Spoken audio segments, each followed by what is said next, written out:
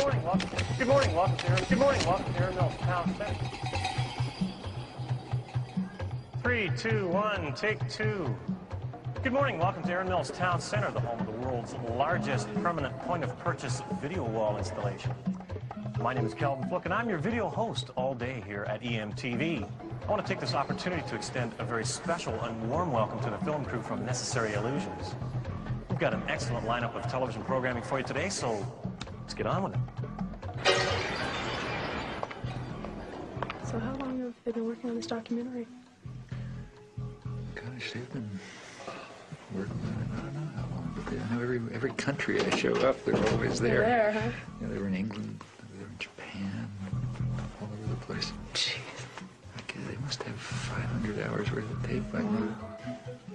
But they put together a real doozy when they're done, huh? I can't imagine just when I hear somebody talk for an hour, but I guess they know what they're doing. So where are y'all from? Florida! Florida? Yeah. Y'all talk like tourists. We're making a film about Noam Chomsky. Does anybody know who Noam Chomsky is? No.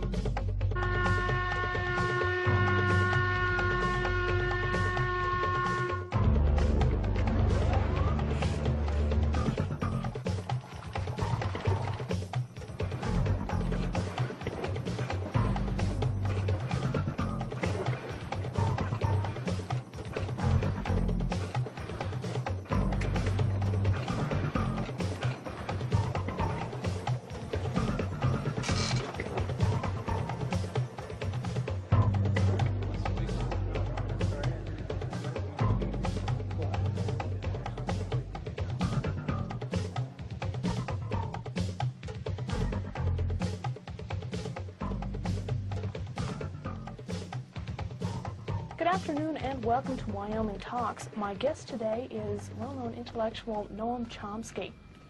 Thank you for being on our program today. Very glad to be here. Well, I know probably the main purpose for your trip to Wyoming is to discuss thought control in a democratic society. Now, I'd say I'm just Jane, USA, and I say, well, gee, this is a democratic society, and what do you mean thought control? I make up my own mind. I create my own destiny. What would you say to her? Mm-hmm. Well, I would suggest that Jane take a close look at the way the media operate, the way the public relations industry operates, the extensive thinking that's been going on for a long, long period about the necessity for finding ways to marginalize and control the public in democratic society. But particularly to look at the evidence that's been accumulated about the way the major media, the sort of agenda-setting media, I mean the national press and the television and so on, the way that they shape and control the kinds of opinions that appear, the kinds of information that comes through, the sources to which they go, and so on. And I think that Jane will find some very surprising things about the democratic system.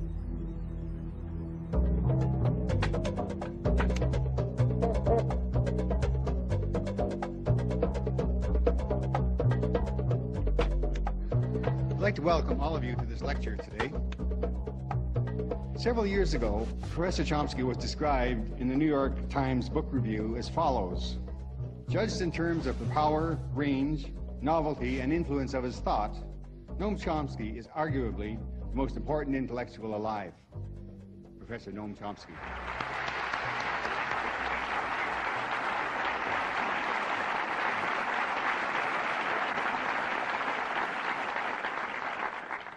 I gather there are some people out behind that blackness there, but if I don't look you in the eye, it's because I don't see you. All I see is the blackness. Perhaps I ought to begin by reporting something that's never read. The line about the arguably the most important intellectual in the world and so on comes from a publisher's blurb, and you also always got to watch those things, because if you go back to the original, you'll find that that sentence is actually there. This is in the New York Times. But the next sentence is, since that's the case, how can he write such terrible things about American foreign policy? And they never quote that point. But in fact, if it wasn't for that second sentence, I would begin to think that I'm doing something wrong. And I'm not joking about that. It's true that the emperor doesn't have any clothes, but the emperor doesn't like to be told it. And the emperor's lapdogs, like the New York Times, are not going to enjoy the experience if you do. Good evening. I'm Bill Moyers. What's more dangerous, the big stick or the big lie? Governments have used both against their own people. Tonight I'll be talking with a man who has been thinking about how we can see the developing lie. He says that propaganda is to democracy what violence is to a dictatorship, but he hasn't lost faith in the power of common people to speak up for the truth. You have said that we live entangled in webs of endless deceit, that we live in a highly indoctrinated society where elementary truths are easily buried. Elementary truths such as? Such as the fact that we invaded South Vietnam, or the fact that we're standing in the way of significant, and have for years, of significant moves towards arms negotiation, or the fact that the military system is to a substantial extent, not totally, but to a substantial extent, a mechanism by which the general population is compelled to provide a subsidy to high-technology industry. Since they're not going to do it if you ask them to, you have to deceive them into doing it. I think there are many truths like that, and we don't face them.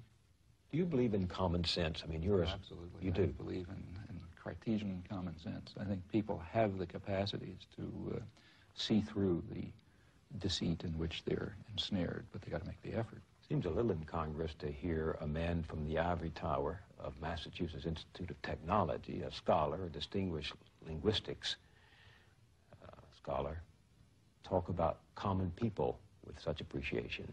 I think that scholarship, at least the field that I work in, has the opposite consequences. Well, my own studies in language and human cognition demonstrate, to me at least, what remarkable creativity ordinary people have. The very fact that people talk to one another is a reflection, just in the normal way, I don't mean anything particularly fancy, reflects deep-seated features of human creativity, which in fact separate human beings from any other biological system we know. Tonight, scientists talk to the animals, but are they talking back? The Journal with Barbara Frum and Mary Lou Finley. Communicating with animals is a serious scientific pursuit. This is Chomsky. Nim, jokingly named after the great linguist Noam Chomsky, was the great hope of animal communication in the 1970s. For 4 years, Petito and others coached him in sign language, but in the end they decided it was a lost cause. Nim could ask for things, but not much more. I would have loved to have a conversation with Nim and understand how he looked at the universe. He failed to communicate that information to me. Now we gave him every opportunity. Noam Chomsky, theorist of language and political activist, has had an extraordinary career. I can think of none like it in recent American history, and few anywhere at any time. He has literally transformed the subject of linguistics. At the same time, he's become one of the most consistent critics of power politics in all its protean guises. Scholar and propagandist, his two careers apparently reinforce each other. In 1957, he published his Syntactic Structures, which began what has frequently been called the Chomskyan Revolution in Linguistics. Like a latter-day Copernicus, Chomsky proposed a radically new way of looking at the theory of grammar. Chomsky worked out the formal rules of a universal grammar which generated the specific rules of actual or natural languages. The general approach I'm taking seems to me rather simple-minded and unsophisticated, but nevertheless correct. Maybe I have a little use of black. Later he came to argue that such systems are innate features of human beings. They belong to the characteristics of the species and have been, in effect, programmed into the genetic equipment of the mind like the machine language in a computer. One needn't be interested in this question. Of course, I am interested in it.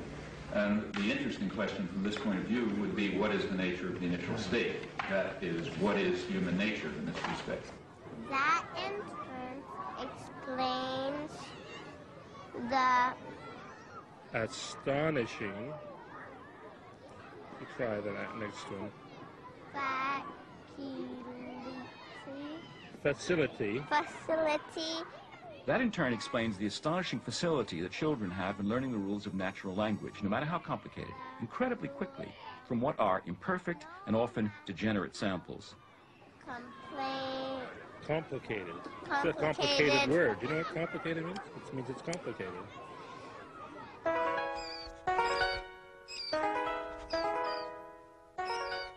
If in fact our minds were a blank slate and experience wrote on them, we would be very impoverished creatures indeed. So the obvious hypothesis is that our language is the result of the unfolding of a genetically determined program. Well, plainly there are different languages. In fact, the apparent variation of languages is quite superficial. It's certain, as certain as anything else, is that humans are not genetically programmed to learn one or another language. So you bring up a Japanese baby in Boston, it'll speak Boston English, and you bring up my child in Japan, it'll speak Japanese. And that means that from that it simply follows by logic that the basic structure of the languages must be essentially the same. Our task as scientists is to try to determine exactly what those fundamental principles are that cause the knowledge of language to unfold in the manner in which it does under particular circumstances. And incidentally, I think there is no doubt the same must be true of other aspects of human intelligence and systems of understanding and interpretation and moral and aesthetic judgment and so on. The implications of these views have washed over the fields of psychology, education, sociology, philosophy, literary criticism, and logic. In the 50s and 60s, the bridge between your theoretical work and your political work seems to have been the attack on behaviorism. But now, behaviorism is no longer an issue, or so it seems. So how does this leave the link between your linguistics and your politics? Well, I've always regarded the link, I've never really perceived much of a link, to tell you the truth. Again, I would be very pleased to be able to discover intellectually convincing connections between my own anarchist convictions on the one hand and what I think I can demonstrate or at least begin to see about the nature of human intelligence on the other. But I simply can't find intellectually satisfying connections between those two domains. I can discover some tenuous points of contact. Il n'y a de créativité possible qu'à partir d'un système de règles. Le problème, alors, là, que je me pose, et où je ne suis pas peut-être tout à fait d'accord avec M. Chomsky, c'est lorsqu'il place ces régularités à l'intérieur, en quelque sorte, de l'esprit ou de la nature humaine. Je me demande si le système de régularité, de contraintes, qui rendent possible une science, on ne peut pas les trouver ailleurs, en dehors même de l'esprit humain, dans des formes sociales, dans des rapports de production, dans des luttes de classe, etc. If it is correct, as I believe it is, that a fundamental element of human nature is the need for creative work, for creative inquiry, for free creation without the arbitrary limiting effects of coercive institutions, then of course it will follow that a decent society should maximize the possibilities for this fundamental human characteristic to be realized. Now, a federated, decentralized system of free associations incorporating economic as well as social institutions would be what I refer to as anarcho-syndicalism, and it seems to me that it is the appropriate form of social organization for an advanced technological society in which human beings do not have to be forced into the position of tools, of cogs in a machine. Since the 1960s, Noam Chomsky has been the voice of a very characteristic brand of rationalist libertarian socialism. He's attacked the abuses of power wherever he saw them. He's made himself deeply unpopular by his criticism of American policy, the subservience of the intelligentsia, the degradation of Zionism, the distortions of media and self-delusions of prevailing ideologies.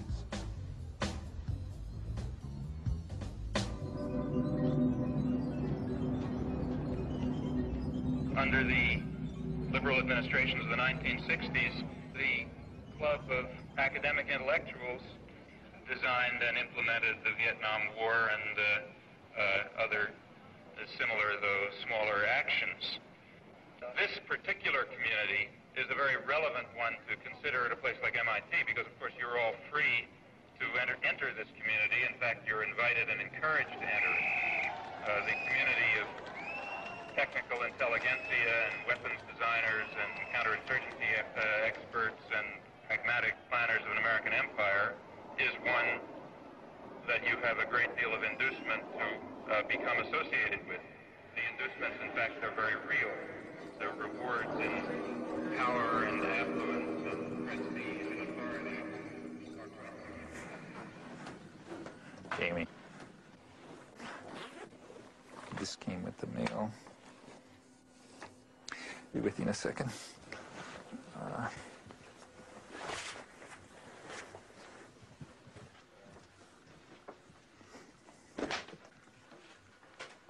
Okay, they still got their cameras.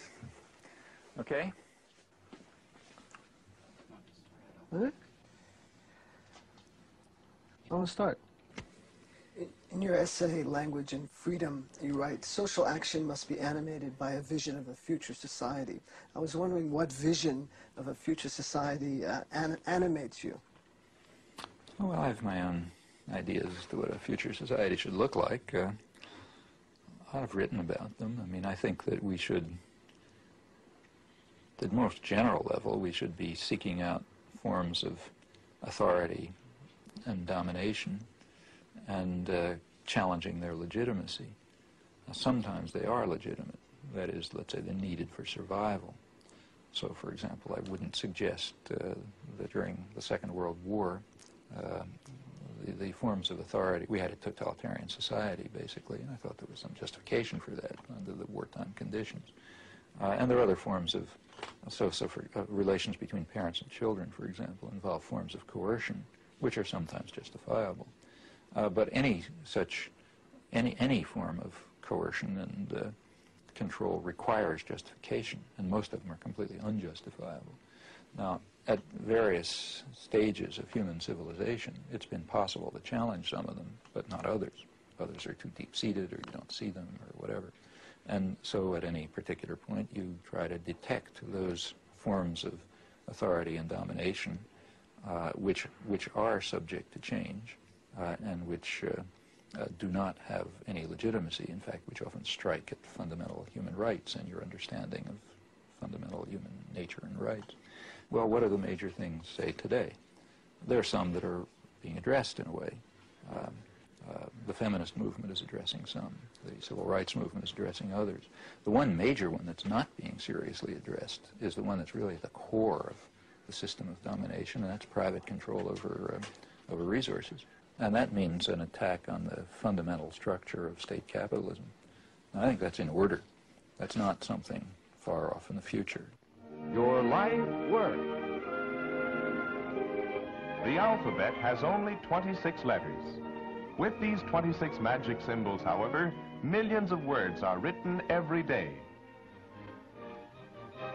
Nowhere else are people so addicted to information and entertainment via the printed word. Every day the world comes thumping on the American doorstep, and nothing that happens anywhere remains long a secret from the American newspaper reader. It comes to us pretty casually, the daily paper. But behind its arrival on your doorstep is one of journalism's major stories, how it got there.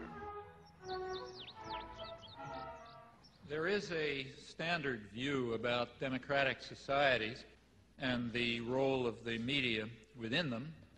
It's expressed, for example, by Supreme Court Justice Powell when he spoke of the crucial role of the media in affecting the societal purpose of the First Amendment, namely enabling the public to assert meaningful control over the political process.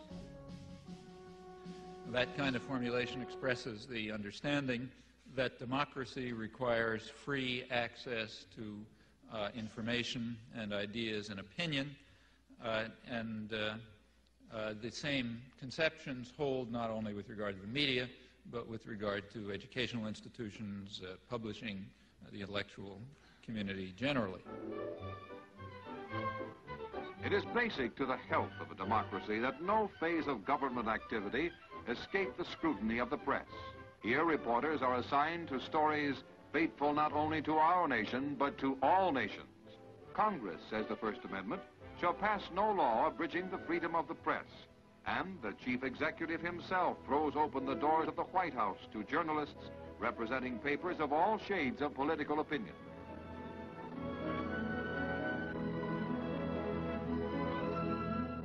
But it is worth bearing in mind that there is a contrary view. And in fact, the contrary view is very widely held and deeply rooted in our own civilization. It goes back to the origins of modern democracy, to the 17th century English Revolution, which was a complicated affair, like most popular revolutions. There was a struggle between Parliament, representing largely elements of the gentry and the merchants, and the royalists, representing other elite groups, and they fought it out. But like many popular revolutions, there was also a lot of popular ferment going on that was opposed to all of them. There were popular movements that were questioning everything: the relation between master and servant, the right of authority altogether, all kinds of things were being questioned. There was a lot of radical publishing. The printing presses had just come into existence.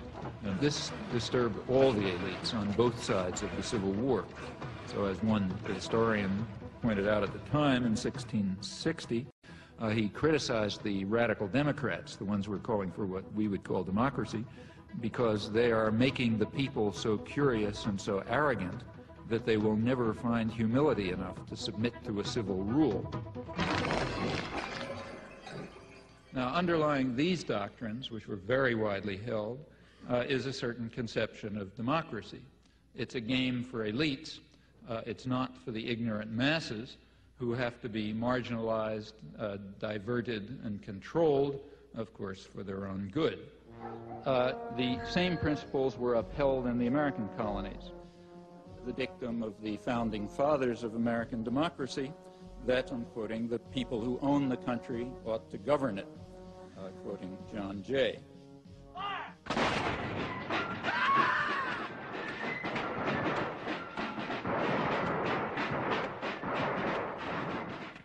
Now, in modern times, for elites, this contrary view about the intellectual life and the media and so on, this contrary view, in fact, is the standard one, I think, apart from rhetorical flourishes. From Washington, D.C., he's intellectual, author, and linguist, Professor Noam Chomsky. Manufacturing Consent. What is that title meant to describe? Well, the title is actually borrowed from a book by Walter Lippmann, written back around 1921, in which he described what he called the manufacture of consent as a revolution in the practice of democracy. What it amounts to is a technique of control. And he said this was useful and necessary because the common interests, the general concerns of all people, elude the public. The public just isn't up to dealing with them, and they have to be the domain of what he called a specialized class. Notice that that's the opposite of the standard view about democracy. There's a version of this expressed by the highly respected moralist and theologian Reinhold Niebuhr, who was very influential on contemporary policymakers. His view was that rationality belongs to the cool observer, but because of the stupidity of the average man, he follows not reason but faith. And this naive faith requires necessary illusion and emotionally potent oversimplifications, which are provided by the myth maker to keep the ordinary person on course.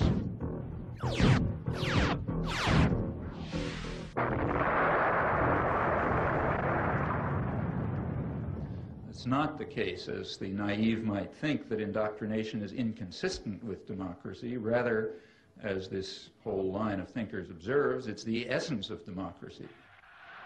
The point is that in a military state or a feudal state or what we would nowadays call a totalitarian state, it doesn't much matter what people think, because you've got a bludgeon over their head, then you can control what they do. But when the state loses the bludgeon, when you can't control people by force, and when the voice of the people can be heard, you have this problem. It may make people so curious and so arrogant that they don't have the humility to submit to a civil rule, and therefore you have to control what people think. And the standard way to do this is the resort to what in more honest days used to be called propaganda. Manufacture of consent, creation of necessary illusions, various ways of either marginalizing the general public or reducing them to apathy in some fashion.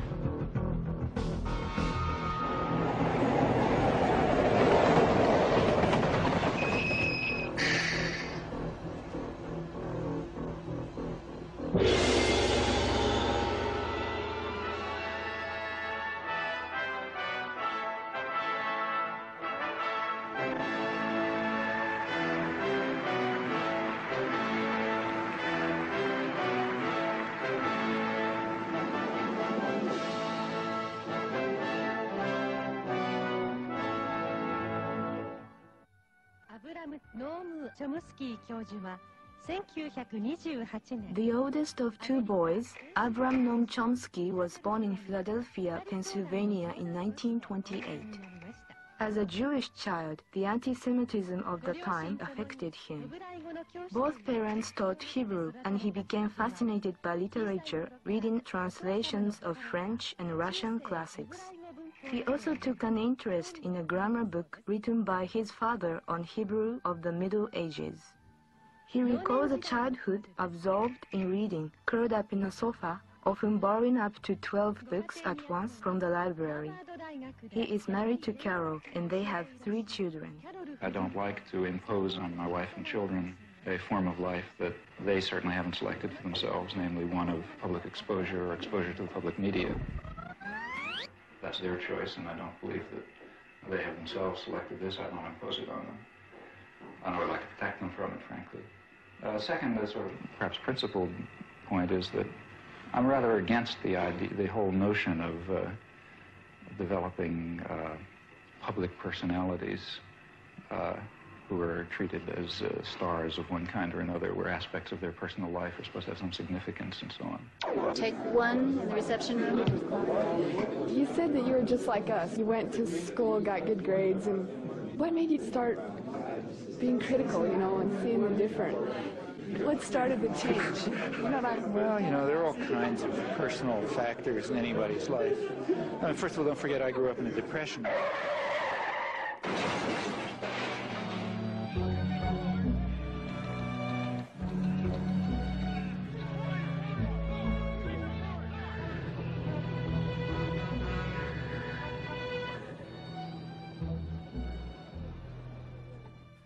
My parents actually happened to have jobs, which was kind of unusual. They were Hebrew school teachers, so sort of lower middle class. For them, everything revolved around being Jewish, Hebrew and Palestine in those days, and so on. And I grew up in that milieu. So, you know, I learned Hebrew and went to Hebrew school, became a Hebrew school teacher, went to Hebrew college, led youth groups, summer camps, Hebrew camps, the whole business.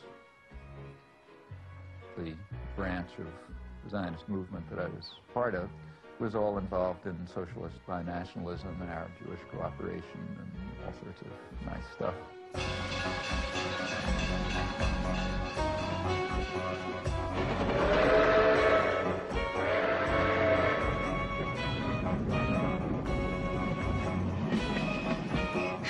What did they think of your hopping on a train and going up to New York and hanging out at anarchist bookstores on 4th Avenue and talking to I didn't mind your because working class relatives there? I mean, I don't want to totally trust my childhood memories, obviously, but the family was split up. Like a lot of Jewish families, it went in all sorts of directions.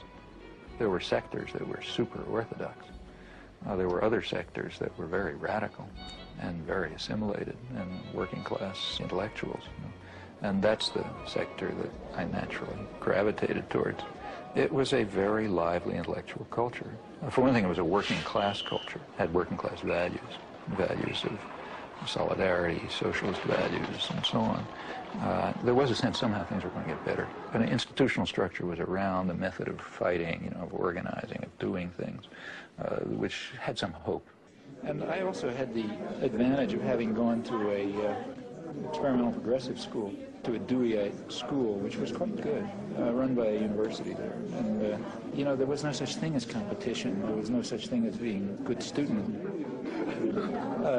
I mean, literally, the concept of being a good student didn't even arise until I got to high school. I went to the academic high school and suddenly discovered I'm a good student, you know, and I hated high school because I had to do all the things you have to do to get into college. But until then, it was kind of a free, pretty open system. And I don't know, there were lots of other things. Well, maybe I was just cantankerous. As a historian, I have read with interest and amazement your long review article of Gabriel Jackson's Spanish Civil War, and that's a very respectable piece of history, and I can appreciate how much work goes into that. When I did that work? When did you do that? I did that work in the early 1940s when I was about 12 years old.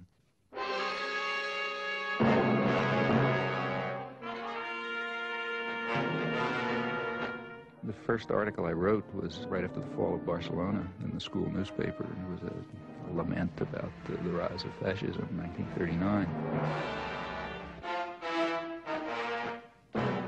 Actually, I guess one of the people who was the biggest influence in my life was an uncle who had never gone past 4th grade. He was, you know, had a background in crime, then left-wing politics and all sorts of things. But he was a hunchback, and as a result, he could get a newsstand in New York. So they had some program for people with physical disabilities. Some of you are from New York, I guess. You know, well, you know the 72nd Street kiosk?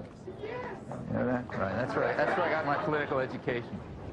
At 72nd Street, there's a place where you come out of the subway, and everybody goes towards 72nd Street. And there were 2 newsstands on that side, which were doing fine, and there's 2 newsstands on the back. And nobody comes out the back, you know, and that's where his newsstand. But it was a very lively place. He was a very bright guy. It was the 30s. There were a lot of emigres, you know, and so on. A lot of people were hanging around there. And in the evenings, especially, it was sort of a literary political salon. You know, every kind of guys hanging around, arguing and talking. And as a kid, like I was 11, 12 years old, the biggest excitement was to work the newsstand. You write in Manufacturing Consent that it's the primary function of the mass media in the United States to mobilize public support for the special interests that dominate the government and the private sector. What are those interests? Well, if you want to understand the way any society works, ours or any other, the first place to look is who is in a position to make the decisions that determine the way the society functions. Societies differ, but in ours, the major decisions over what happens in the society, decisions over investment and production and distribution and so on, are in the hands of a relatively concentrated network of major corporations and conglomerates and investment firms and so on. They are also the ones who staff the major executive positions in the government, and they're the ones who own the media, and they're the ones who have to be in a position to make the decisions. They have an overwhelmingly dominant role in the way life happens, you know, what's done in the society. Within the economic system, by law and in principle, they dominate. The control of our resources and the need to satisfy their interests imposes very sharp constraints on the political system and the ideological system. When you talk about manufacturing of consent, whose consent is being manufactured? We can, to start with, there are 2 different groups. We can get into more detail. But at the first level of approximation, there's 2 targets for propaganda. One is what's sometimes called the political class. There's maybe 20% of the population which is relatively educated, more or less articulate. They play some kind of role in decision-making. They're supposed to sort of participate in social life, either as managers or cultural managers, like, say, teachers and writers and so on. They're supposed to vote. They're supposed to play some role in the way economic and political and cultural life goes on. Now, their consent is crucial. One group that has to be deeply indoctrinated. Then there's maybe 80% of the population whose main function is to follow orders and not to think. you know, and not to pay attention to anything. And they're the ones who usually pay the costs. All right. Professor Chomsky, Noam, you outlined a model with filters that propaganda is sent through, and its way to the public. Can you briefly outline those? It's basically an institutional analysis of the major media, what we call a propaganda model. We're talking primarily about the national media, those media that sort of set a general agenda that others more or less adhere to the extent that they even pay much attention to national or international affairs. Now, the elite media are the sort of the agenda-setting media. That means the New York Times, the Washington Post, the major television channels, and so on. They set the general framework. Local media more or less adapt to their structure. World News. Gives a soundbite that says that there's a beachhead. I think 628 is a good one. Yeah, but I think 6 is a good start. This is the operative soundbite for us. He's ours. We've got a minute for all the time, so that's. I love this soundbite.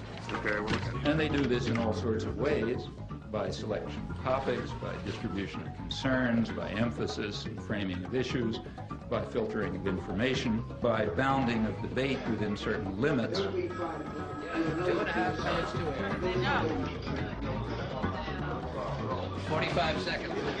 They determine, they select, they shape, they control, they restrict in order to serve the interests of dominant elite groups in society. There is an unusual amount of attention focused today on the 5 nations of Central America. This is Democracy's Diary. Here for our instruction are triumphs and disasters, the pattern of life's changing fabric. Here is great journalism, a revelation of the past, a guide to the present, and a clue to the future.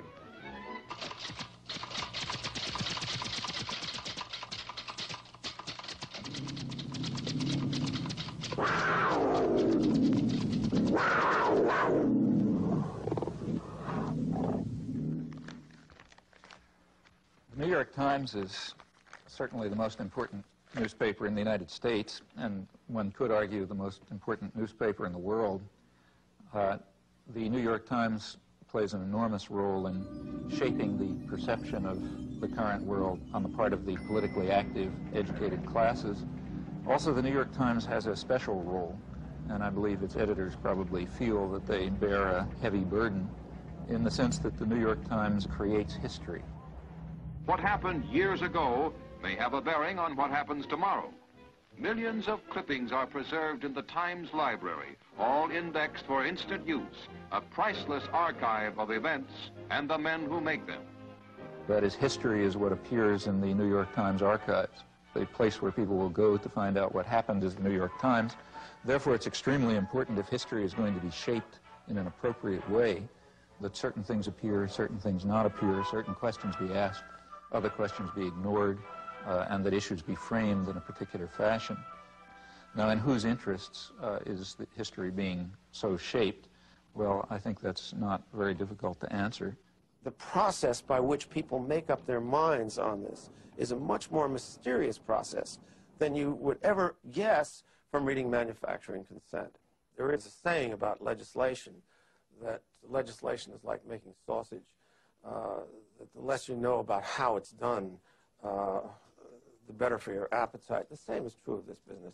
If you're in a conference in which decisions are being made on what to put on page 1 or whatnot, you would get, I think, the impression that important decisions were being made in a flippant and frivolous way. But in fact, given the pressures of time to trying to get things out, you resort to a kind of a shorthand. And you have to fill that paper up every day. It's curious in a kind of a mirror image way that Professor Chomsky is in total accord with Reed Irvine, who at the right-wing end of the spectrum says exactly what Chomsky does about the insinuating influence of the press, of the big media, as, quote, agenda setters, to use one of the great buzzwords of the time. And, of course, Reed Irvine sees this as a left-wing conspiracy of foisting liberal ideas in both domestic and foreign affairs on the American people. But in both cases, I think that the premise really is an insult to the intelligence of the people who consume news. Now, to eliminate confusion, all of this has nothing to do with liberal or conservative bias. According to the propaganda model, both liberal and conservative wings of the media, whatever those terms are supposed to mean, fall within the same framework of assumptions. In fact, if the system functions well, it ought to have a liberal bias, or at least appear to, because if it appears to have a liberal bias, that will serve to bound thought even more effectively. In other words, if the press is indeed adversarial and liberal and all these bad things, then how can I go beyond it? They're already so extreme in their opposition to power that to go beyond it would be to take off from the planet. So therefore, it must be that the presuppositions that are accepted in the liberal media are sacrosanct, can't go beyond them. And a well-functioning system would in fact have a bias of that kind. The media would then serve to say, in effect, thus far and no further.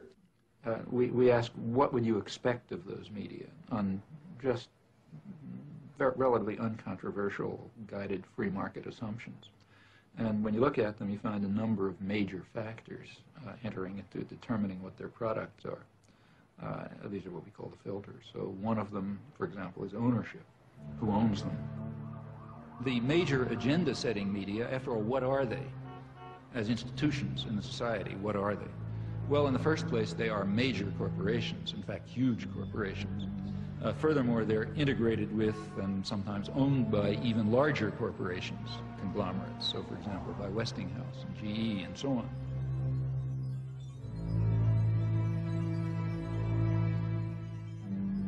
What I wanted to know was how specifically the elites control the media. What I mean is, I guess... It's like asking, how do the elites control General Motors? Well, why isn't that a question? I mean, General Motors is an institution of the elites. They don't have to control it. They own it. You know?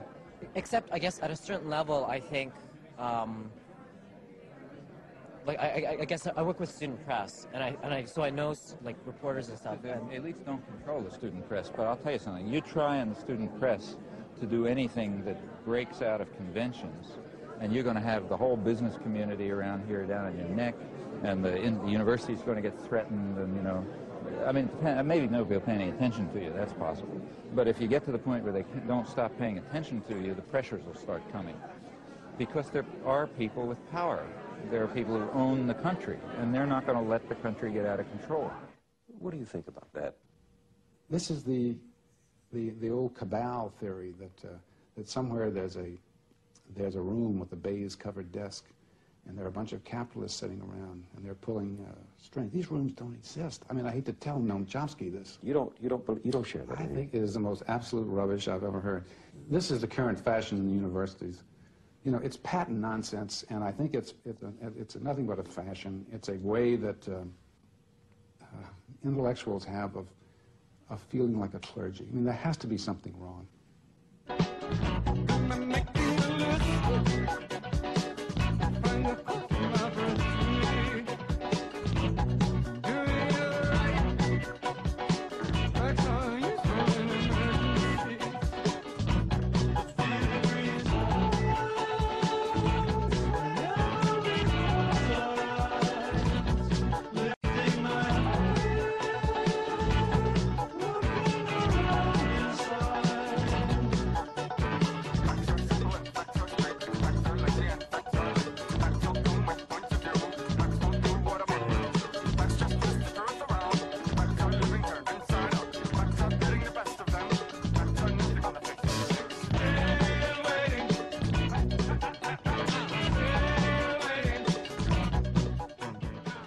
So what we have in the first place is major corporations which are parts of even bigger conglomerates.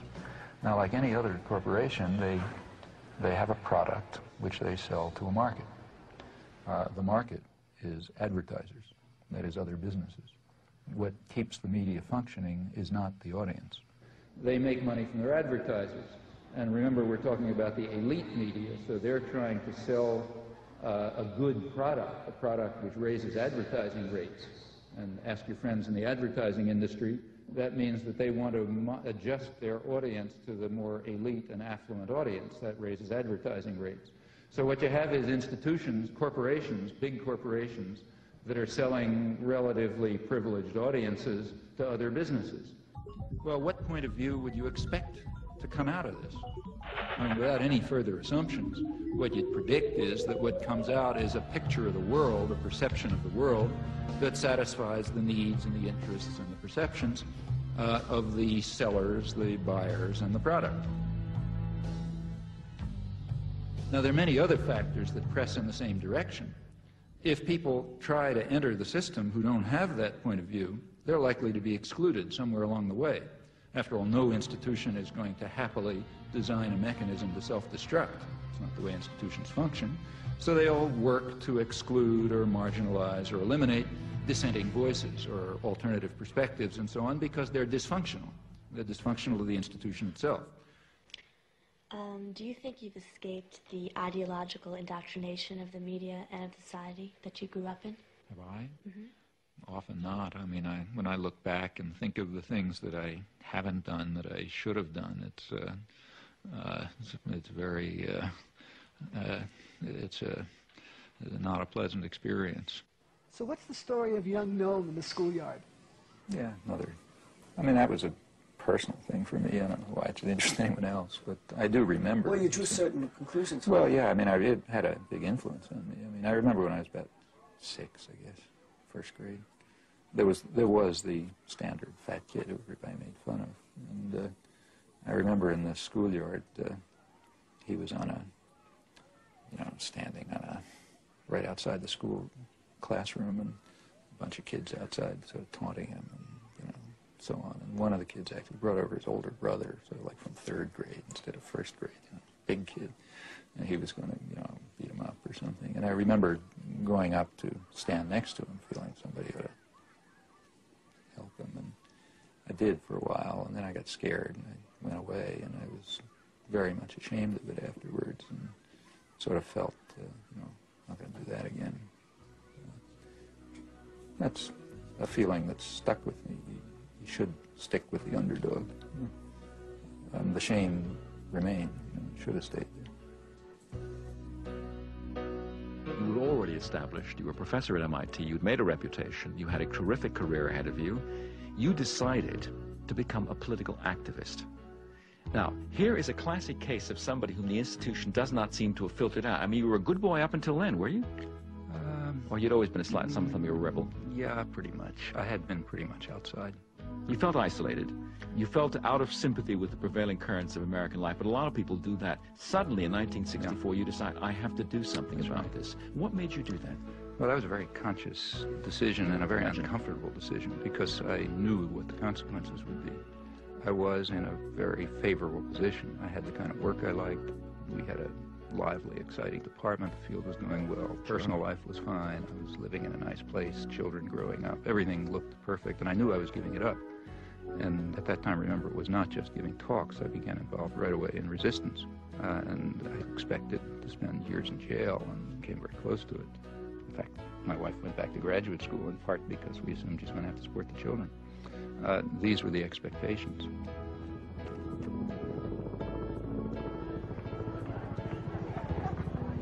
And I recognized that if I returned to these interests, which were the dominant interests of my own youth, life would become very uncomfortable.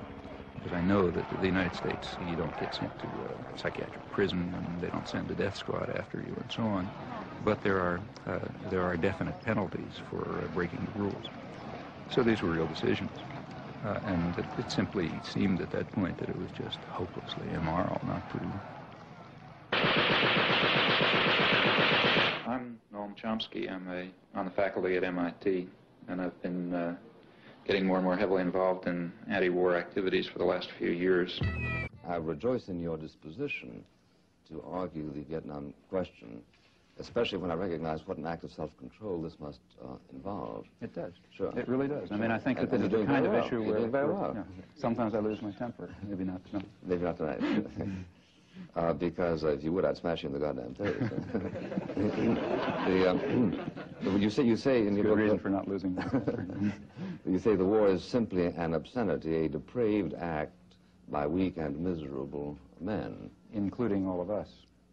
including myself, well, including every, that's the next sentence, same sentence. Oh, sure, because you count everybody in the company of the guilty. I think that's true in this case. Yeah, but see, one of the points I was trying... This is a sense of theological observation, isn't it? No, I don't think so. Because as somebody points out, if everybody's guilty of everything, then nobody's guilty of anything. No, I don't, well, no, I don't believe that. See, I think the point that I'm trying to make, and I think ought to be made, is that the real, at least to me, I say this elsewhere in the book, what seems to me a very, in a sense, terrifying aspect of our society and other societies is the equanimity and the detachment with which sane, reasonable, sensible people can observe such events. I think that's more terrifying than the occasional Hitler or LeMay or other that crops up. These people would not be able to operate were it not for this apathy and equanimity. And therefore I think that it's, in some sense, the sane and reasonable and tolerant people who share a very serious burden of guilt that they very easily throw on the shoulders of others who seem more extreme and more violent. 12 million pounds of confetti dropped into New York City's so-called Canyon of Heroes. Americans were officially welcoming the troops home from the Persian Gulf War. So it worked out really great for us. I mean, it just goes to show that we're a mighty nation and we'll be there for no matter what comes along. I mean, it's the strongest country in the world, and you got to be glad to live here. So tell me what you feel about media coverage of the war. I guess it was good. It got to be a bit much after a while, but I guess it was good to know everything, you know.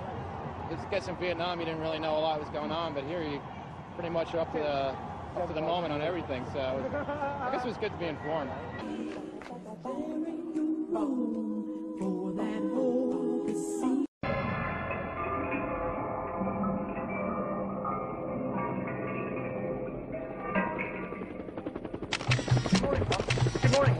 Good morning, welcome to Aaron Mills Town Center.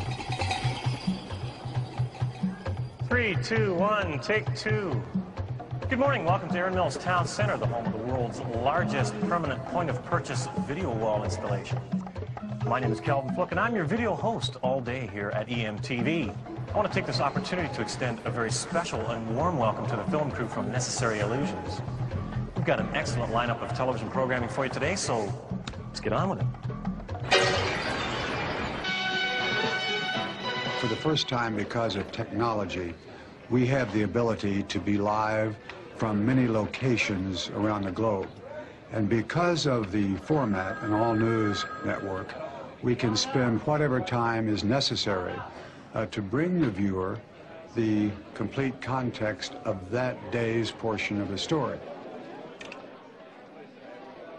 And by context, I mean the institutional memory that is critical to understand why and how. And that's those who are analysts and do commentary, and those who can explain. It's like that last piece,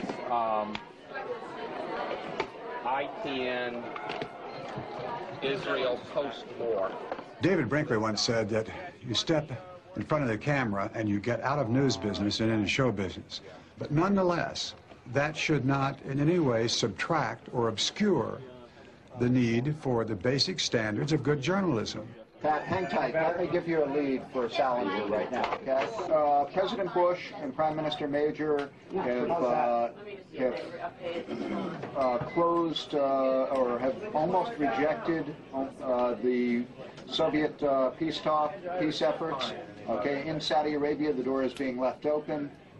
Rick Salinger is standing by live in Riyadh with the latest. All but closed. Yeah, all but closed.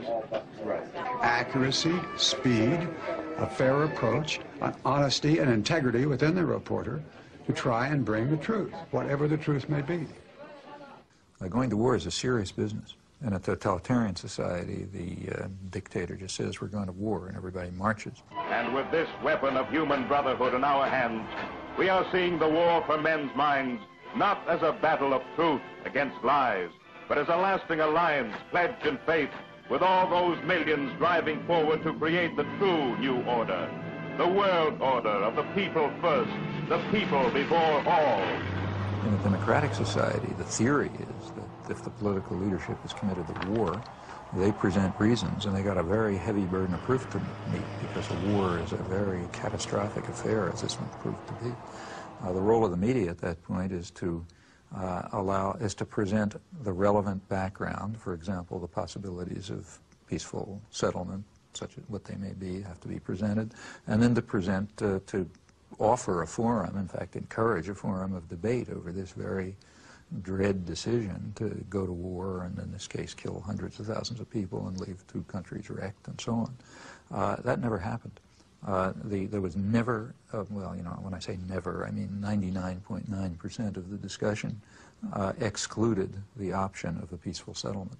At Washington's Office of War Information falls one of the most vital and constructive tasks of this war. This is a people's war, and to win it, the people ought to know as much about it as they can. This office will do its best to tell the truth and nothing but the truth, both at home and abroad. First weapon in this worldwide strategy of truth is the great machine of information represented by the free press, with its powers of molding public thought and leading public action, with all its lifelines for the exchange of new ideas between fighting nations spread across the earth. Every time George Bush would appear and say there will be no negotiations, there would be 100 editorials the next day lauding him for going the last mile for diplomacy. If he said you can't reward an aggressor, instead of cracking up in ridicule the way people did in civilized sectors of the world, like the whole third world, the media said, oh man, a fantastic principle, you know. The invader of Panama, the only head of state, stands condemned for aggression in the world. The guy who was head of the CIA during the Timor aggression, you know, he says aggressors can't be rewarded. The media just applauded. The motion picture industry, with its worldwide organization of newsreel camera crews, invaluable for bringing into vivid focus the background drama and perspectives of the war. Mobilized, too, in this all-out struggle for men's minds are the radio networks, with all their experience in the swift reporting of great occasion and event. From every strategic center and frontline stronghold, their reporters are sending back the lessons of new tactics, new ways of war. The result was it's a media war. I mean, there's tremendous fakery all along the line. The UN is finally living up to its mission, you know, wondrous sea change, the New York Times told us. The only wondrous sea change was that for once the United States didn't veto a Security Council resolution against aggression. People don't want a war unless you have to have one, and they would have known that you don't have to have one.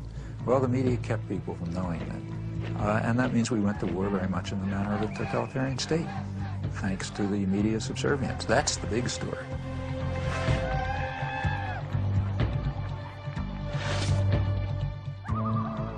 Now, remember, I'm not talking about a small radio station in Laramie.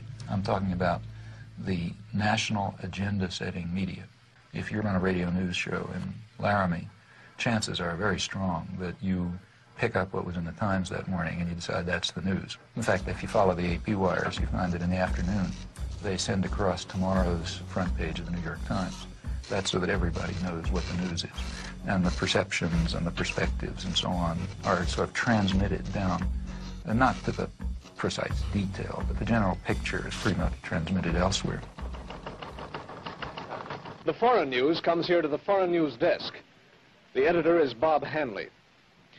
Bob, I suppose you get far more foreign... Bringing into vivid focus the background drama and perspectives of the war. Mobilized, too, in this all-out struggle for men's minds are the radio networks, with all their experience in the swift reporting of great occasion and event. From every strategic center and frontline stronghold, their reporters are sending back the lessons of new tactics, new ways of war. The result was it's a media war. I mean, there's tremendous fakery all along the line. The UN is finally living up to its mission, you know, wondrous sea change, the New York Times told us. The only wondrous sea change was that for once the United States didn't veto a Security Council resolution against aggression. People don't want a war unless you have to have one, and they would have known that you don't have to have one. Well, the media kept people from knowing that, and that means we went to war very much in the manner of a totalitarian state, thanks to the media subservience. That's the big story.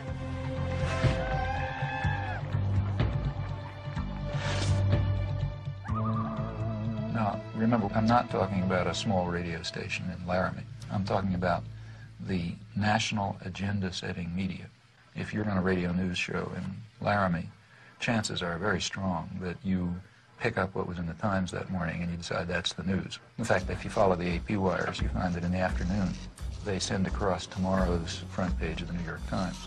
That's so that everybody knows what the news is. And the perceptions and the perspectives and so on are sort of transmitted down, and not to the precise detail, but the general picture is pretty much transmitted elsewhere. The foreign news comes here to the foreign news desk. The editor is Bob Hanley.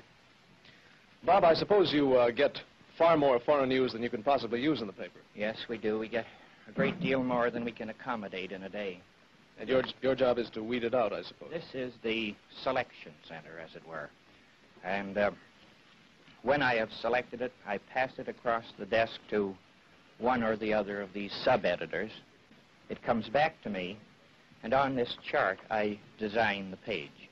That is page 1 and page 2. Fine, Bob. Thank you very much.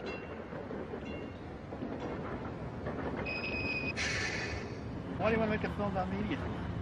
Well, Such a nice, quiet town. it's a beautiful town. Well, we're making a film about the mass media, so we thought, whatever, what a good place You to want to know come. where they got the name? So maybe you could start by introducing yourself. Yes, I'm Bowden Senko. I'm the Main Street manager and the executive director of the Media Business Authority, and we are in Media, Delaware County, in the southeastern part of Pennsylvania. Media is called everybody's hometown. The motto was developed as a way to promote the community. We're a very high promotion-conscious community. When you walk through media, you'll be treated very well, and you find that people have taken the idea of being everybody's hometown to heart. The local paper, the Talk of the Town. The Town Talk. Do you read that? Yes, I read the Town Talk, yes. What do you think the difference is between the Wall Street Journal and the Talk of the Town? Oh, well, I mean, the Town Talk is completely local news, and it's fun, it's nice to read, it's interesting. You read about your neighbors and see what's going on in the school district and things like that. We're in business to make bucks, just like the big daily newspapers and just like the big radio stations, and we do quite well, and rightfully so, because we work very hard at it. I just want to show you a copy of the paper here, the way it is this week. It's plastic wrapped on all 4 sides, weatherproof, and hung on everybody's front door. And many times you'll find that this paper runs well over 100 pages a week. This particular edition, you have to remember there are 5 editions. This happens to be the Central Delaware County edition, which is the edition that covers Media, Pennsylvania. What you see here now is the advertising and composition department. Say hello, guys, will you? Hi. Hi. And what we're doing now is we're putting red dots, green dots, and yellow dots up on the map, wherever there is a store. Now, the red dots are the stores that don't advertise with us at all. The green dots are the ones that advertise with us every week, and the yellow dots are the ones that would run sporadically. Now, we have computer printouts of every one of these stores, and what we do is we take the printouts of all the red dots, which are the bad guys, and what our idea is to turn these red dots into yellow dots and turn the yellow dots into green dots and eventually make them all green dots, so 100% of the stores and 100% of the merchants and service people advertise in our newspaper every week. That way we won't have any more red dots. I guess there'll always be a few red dots, but I have high hopes that there'll be a lot more green ones or red ones when we're finished. Hi, I'm Jim Morgan. I'm with the Corporate Relations Department of the New York Times, and I'm here to take you on a tour of the New York Times, so let's begin.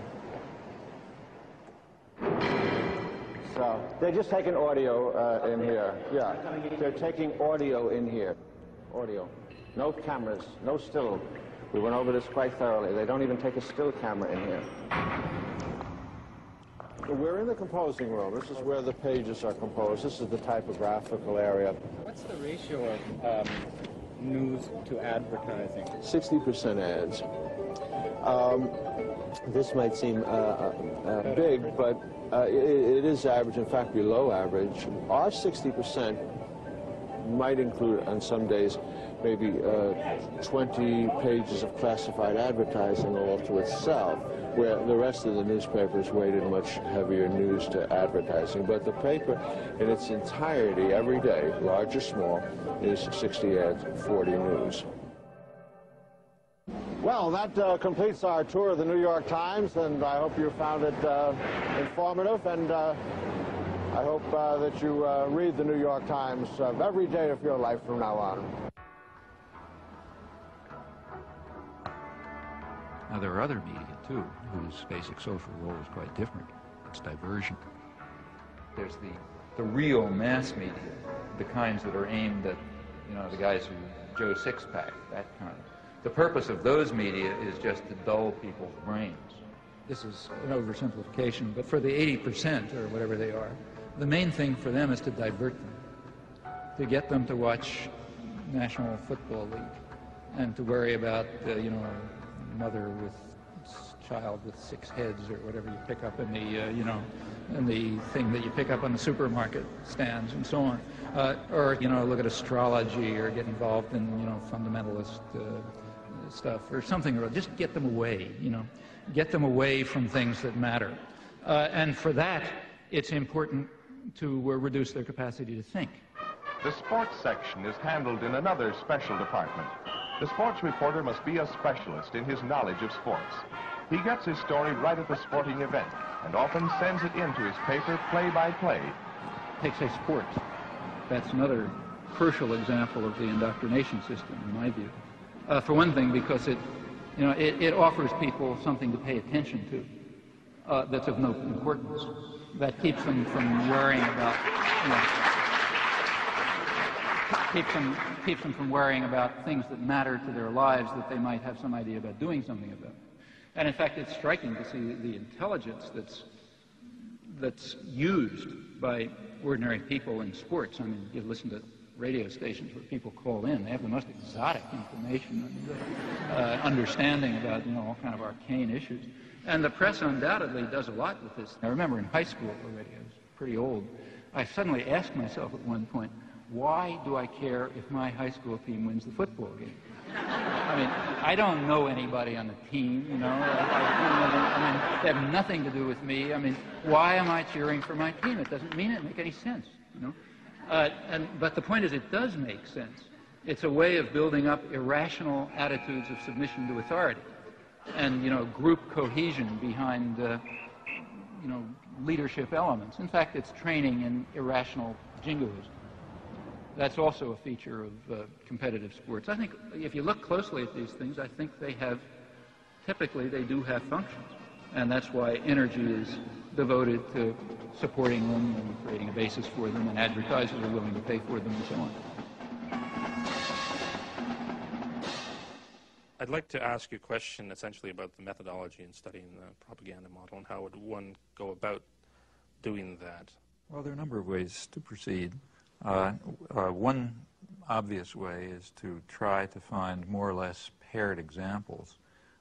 History doesn't offer true controlled experiments, but it often comes pretty close. So one can find atrocities or abuses of one sort that on the one hand are committed by official enemies and on the other hand are committed by friends and allies or by the favored state itself, by the United States in the U.S. case. And the question is whether the media accept the government framework or whether they use the same agenda, the same set of questions, the same criteria for dealing with the two cases as any honest outside observer would do. If you think America's involvement in the war in Southeast Asia is over, think again. The Khmer Rouge are the most genocidal people on the face of the earth. Peter Jennings reporting from the killing fields, Thursday. I mean, the great act of genocide in the modern period is Pol Pot, 1975 through 1978. That atrocity, I think it would be hard to find any example of a comparable outrage and outpouring of fury and so on and so forth. So that's one atrocity. Well, it just happens that in that case, history did set up a controlled experiment. Have you ever heard of a place called East Timor? I can't say that I have. Where? East Timor? Nope. No, huh? Well, it happens that right at that time there's another atrocity, very similar in character, but differing in one respect. We were responsible for it, not Pol Pot. Hello, I'm Louise Penny, and this is Radio Noon. If you've been listening to the program fairly regularly over the last few months, you'll know East Timor has come into the conversation more than once, particularly when we were talking about foreign aid and also the war and a new world order. People wondered why, if the UN was serious about a new world order, no one was doing anything to help East Timor. The area was invaded by Indonesia in 1975. There are reports of atrocities against the Timorese people, and yet Canada and other nations have consistently voted against UN resolutions to end the occupation. Today, we're going to take a closer look at East Timor, what's happened to it, and why the international community is doing nothing to help. One of the people who have been most active is Elaine Bruyere, a photojournalist from British Columbia. She's the founder of the East Timor Alert Network, and she joins me in studio now. Hello. Hi. One tragedy compounding a tragedy is that a lot of people don't know much about East Timor. Where is it? East Timor is just north of Australia, about 420 kilometers, and it's right between the Indian and Pacific Oceans. Just south of East Timor is a deep-water sea lane, perfect for U.S. submarines to pass through. There's also huge oil reserves there. One of the unique things about East Timor is that it's truly one of the last surviving ancient civilizations in that part of the world. The Timorese spoke 30 different languages and dialects amongst a group of 700,000 people. Today, less than 5% of the world's people live like the East Timorese, basically self-reliant. They live really outside of the global economic system. Small societies like the East Timorese are much more democratic and much more egalitarian, and there's much more sharing of power and wealth. Before the Indonesians invaded, most people lived in small rural villages.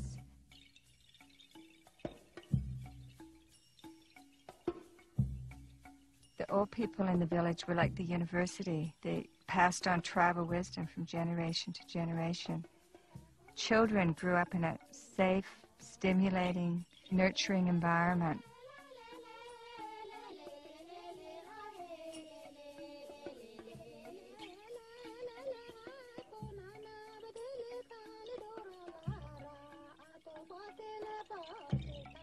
A year after I left East Timor, I was appalled when I heard that Indonesia had invaded.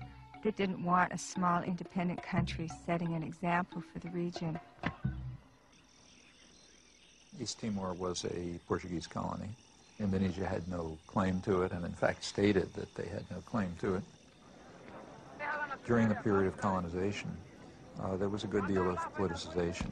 The different groups developed.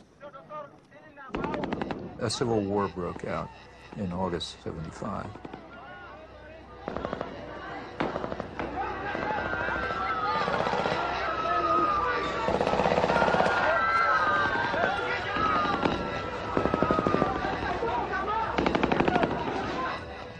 It ended up in a victory for Fretilin, which was one of the groupings, described as populist Catholic in character with some typical leftish rhetoric.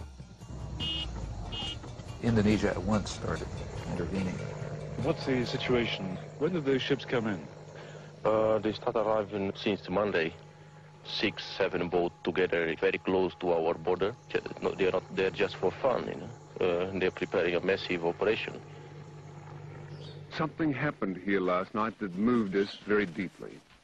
It was so far outside our experience as Australians that we'll find it very difficult to convey to you, but we'll try.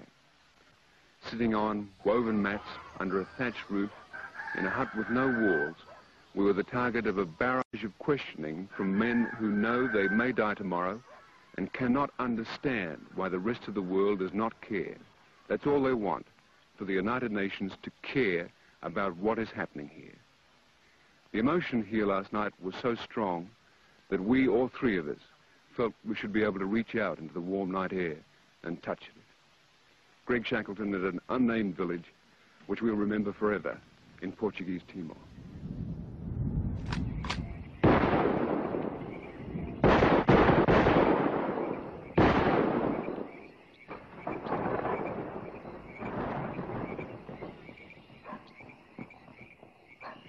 Ford and Kissinger visited Jakarta, I think it was December 5th. We know that they had requested that Indonesia delay the invasion until after they left because it would be too embarrassing. And within hours, I think, after they left, the invasion took place on December 7th. What happened on December 7th in 1975 is just one of the great evil deeds of history. Early in the morning, bombs began dropping on Dili. The number of troops that invaded Dili that day almost outnumbered the entire population of the town. And for 2 or 3 weeks, they just killed people. E quando eu vi dizer fogo, eu deitei-me logo, pus-me logo no chão. Pus-me no chão e só senti os corpos a caírem por cima de mim, pareciam folhas, né? A caírem por cima de mim. E acompanhado de gritos, outros a chamarem pela mãe, a esposa, né? Aquilo era mesmo terrível. This council must consider Indonesian aggression against Timor as the main issue of the discussion. When the Indonesians invaded, the UN reacted as it always does, calling for sanctions and condemnation and so on. Various watered-down resolutions were passed, but the U.S. was very clearly not going to allow anything to work.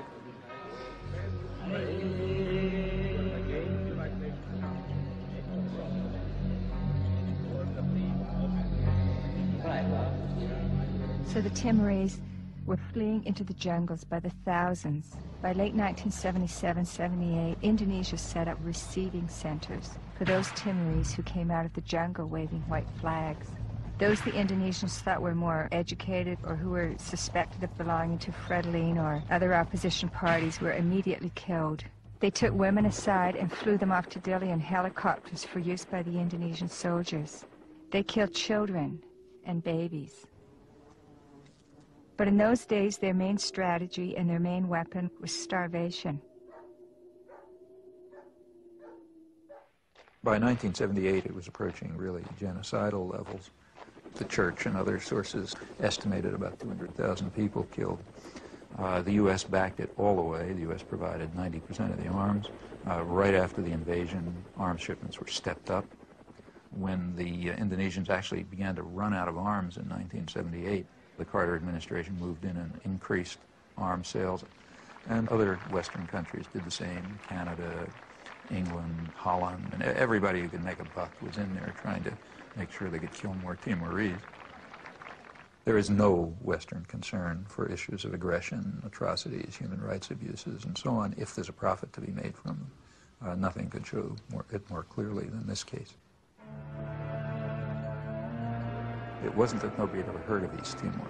Crucial to remember that there was plenty of coverage in the New York Times and elsewhere before the invasion. The reason was that there was concern at the time over the breakup of the Portuguese Empire and what that would mean. There was a fear that it would lead to independence or Russian influence or whatever. After the Indonesians invaded, the coverage dropped. There was some, but it was strictly from the point of view of the State Department and Indonesian generals, never a Timorese refugee. As the atrocities reached their maximum peak in 1978, when it really was becoming genocidal, coverage dropped to zero in the United States and Canada, the two countries I've looked at closely, literally dropped to zero. All this was going on at exactly the same time as the great protest of outrage over Cambodia. The level of atrocities was comparable. In relative terms, it was probably considerably higher in Timor. It turns out right in Cambodia in the preceding years, 1970 through 1975, there was also a comparable atrocity for which we were responsible.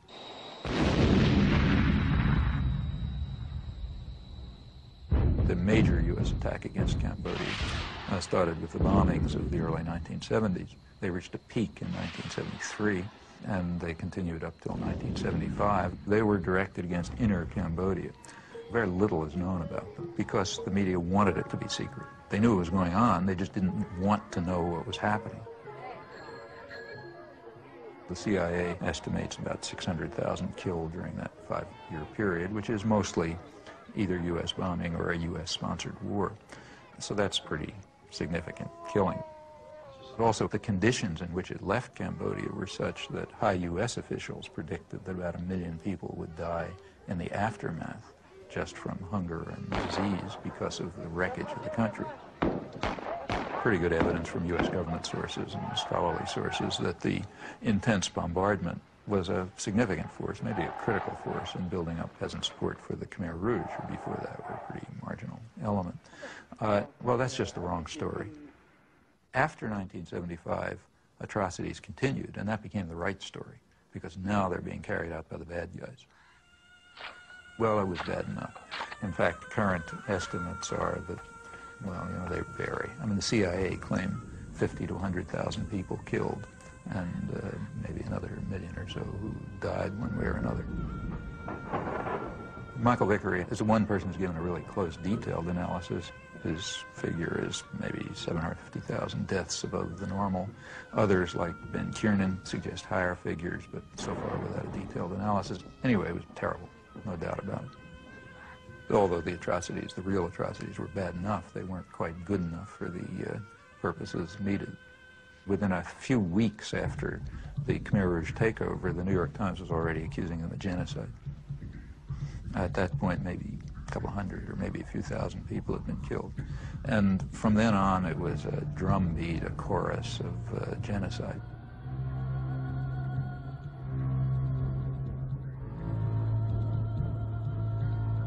The big bestseller on Cambodia, Pol Pot, is called Murder in a Gentle Land. Up until April 17, 1975, it was a gentle land of peaceful, smiling people, and after that, some horrible Holocaust took place.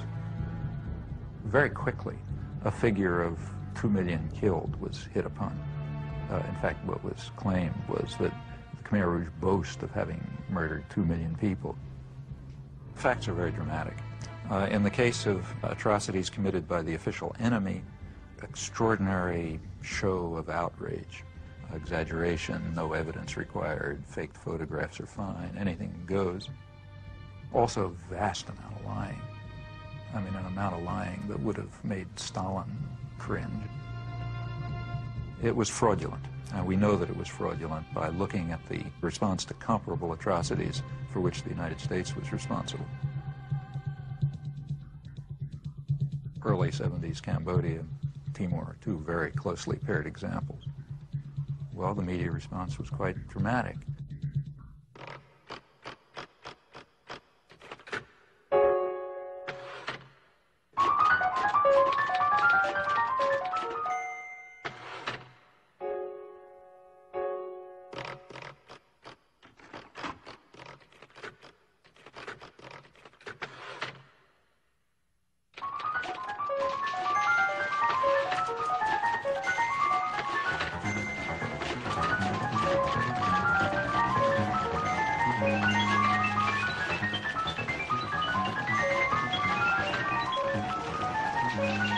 Back in 1980, I taught a course at Tufts University.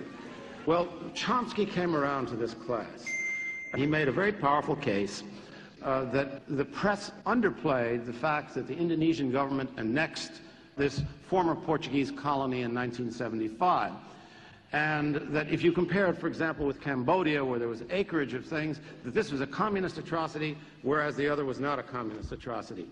Well, I got quite interested in this, and I went to talk to the then deputy foreign editor of the Times. And I said, you know, we've had very poor coverage on this. And he said, you're absolutely right. There are a dozen atrocities around the world that we don't cover. This is one for various reasons. So I took it up. I was working as a reporter and writer for a small alternative radio program in upstate New York, and we received audio tapes of interviews with Timorese leaders. And we were quite surprised that, given the level of American involvement, that there was not more coverage, indeed practically any coverage, of the large-scale Indonesian killing in the mainstream American media. We formed a small group of people to try to monitor this situation and see what we could do over time to alert public opinion to what was actually happening in East Timor. There were literally about half a dozen people who simply dedicated themselves with great commitment to getting the story to break through. And they reached a couple of people in Congress. They got to me, for example. I was able to testify at the UN and write some things. They kept at it, kept at it, kept at it. Whatever is known about the subject essentially comes from their work. There's not much else. I wrote first an editorial called An Unjust War in East Timor. It had a map, and it said exactly what had happened. We then ran a dozen other editorials on it.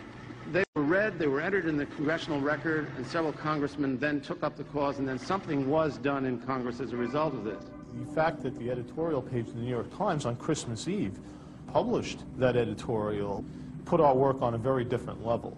And it gave a great deal of legitimacy to something that we were trying to advance for a long time, and that was the idea and the reality that a major tragedy was unfolding in East Timor. If one takes literally various theories that Professor Chomsky puts out, one would feel that there is a tacit conspiracy between the establishment press and the government in Washington to focus on certain things and ignore certain things, so that if we broke the rules, that we would instantly get a reaction, a sharp reaction from the overlords in Washington, who would say, hey, what are you doing speaking up on East Timor? We're trying to keep that quiet. We didn't hear a thing. What we did hear, and this was quite interesting, is that there was a guy named Arnold Cohn, and he became a one-person lobby. I appreciate the nice things that Karl Meyer said about me in his interview, but I object to the notion that a one-man lobby was formed or anything like that. I think that if there weren't a large network composed of the American Catholic Bishops' Conference, composed of other church groups, composed of human rights groups, composed of simply concerned citizens and others, and a network of concern within the news media, I think that it would have been impossible to do anything at all at any time, and it certainly would have been impossible to sustain things for as long as they've been sustained. Professor Chomsky and a lot of people who engage in this kind of press analysis have one thing in common. Most of them have never worked for a newspaper. Many of them know very little about how newspapers work. When Chomsky came around, he had with him a file of all the coverage in the New York Times, the Washington Post, and other papers of East Timor. And he would go to the meticulous degree that if, for example, the London Times had a piece on East Timor, and then it appeared in the New York Times, that if a paragraph was cut out, he'd compare and he'd say, look, this key paragraph right near the end, which is really what tells the whole story, was left out of the New York Times version of the London Times thing.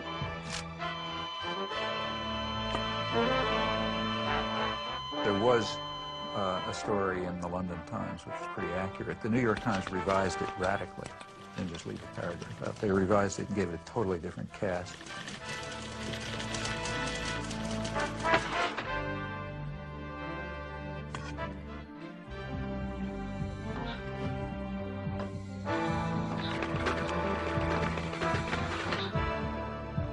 It was then picked up by Newsweek, giving it the New York Times cast. It ended up being a whitewash, whereas the original was an atrocity story. So I said to Chomsky at the time, I said, well, it may be that you're misinterpreting ignorance, haste, deadline pressure, etc., for some kind of determined effort to suppress an element of the story. He said, well, if it happened once or twice or 3 times, I might agree with you, but if it happens a dozen times, Mr. Meyer, I think there's something else at work. And it's not a matter of happening 1 time, 2 times, 5 times, 100 times. It happened all the time. I said, Professor Chomsky, having been in this business, it happens a dozen times.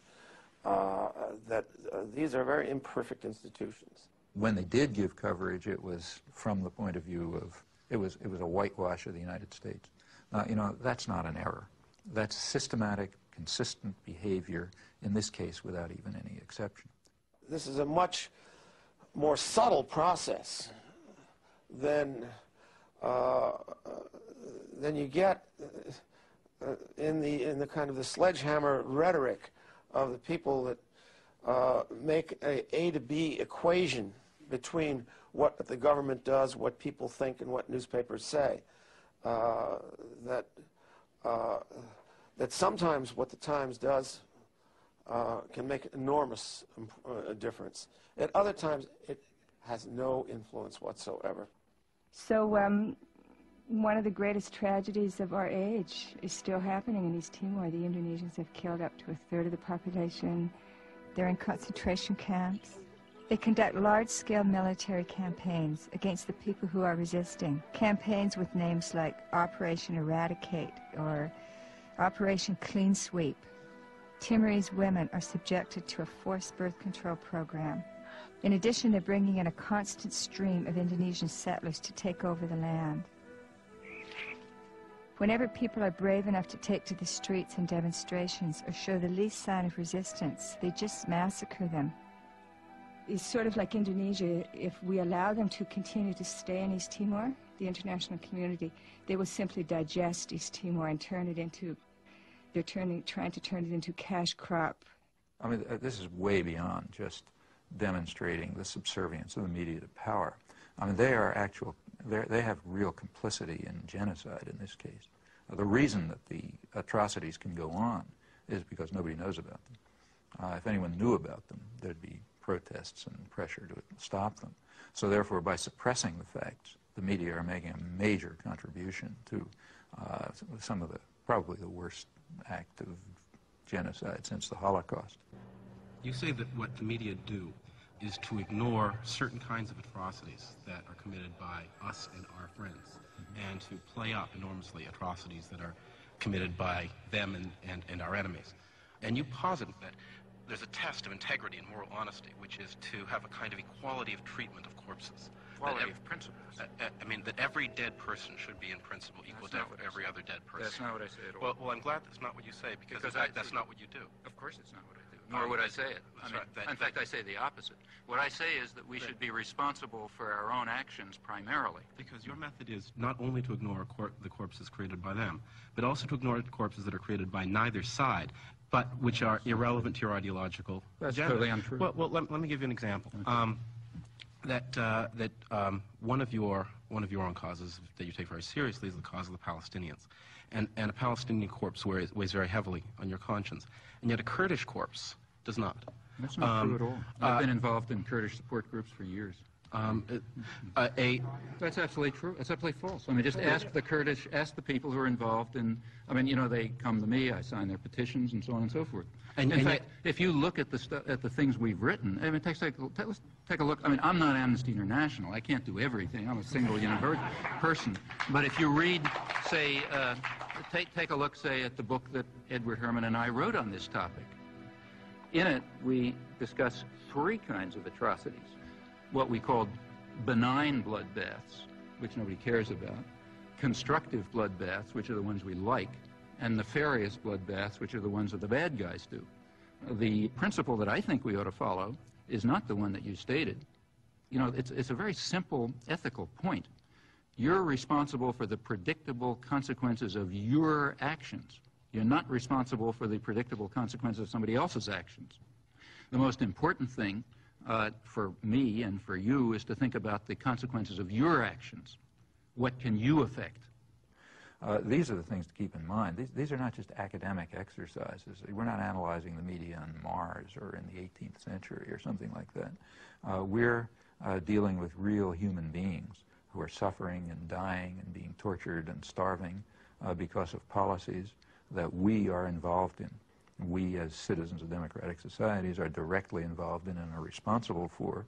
And what the media are doing is ensuring that we do not act on our responsibilities and that the interests of power are served, not the needs of the suffering people, and not even the needs of the American people, who would be horrified if they realized the blood that's dripping from their hands because of the way they're allowing themselves to be deluded and manipulated by the system.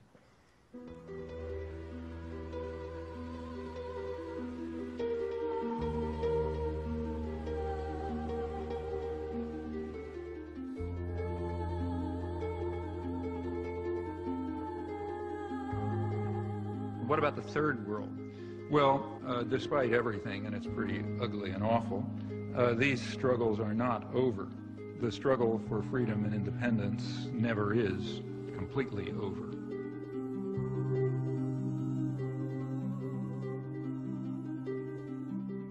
Their courage, in fact, is really remarkable and amazing. I've personally had the privilege, and it is a privilege, of witnessing it a few times in villages in Southeast Asia and Central America, and recently in the occupied West Bank, and it is astonishing to see. And it's always amazing, at least to me it's amazing, I can't understand it, It's also very moving and very inspiring. In fact, it's kind of awe-inspiring.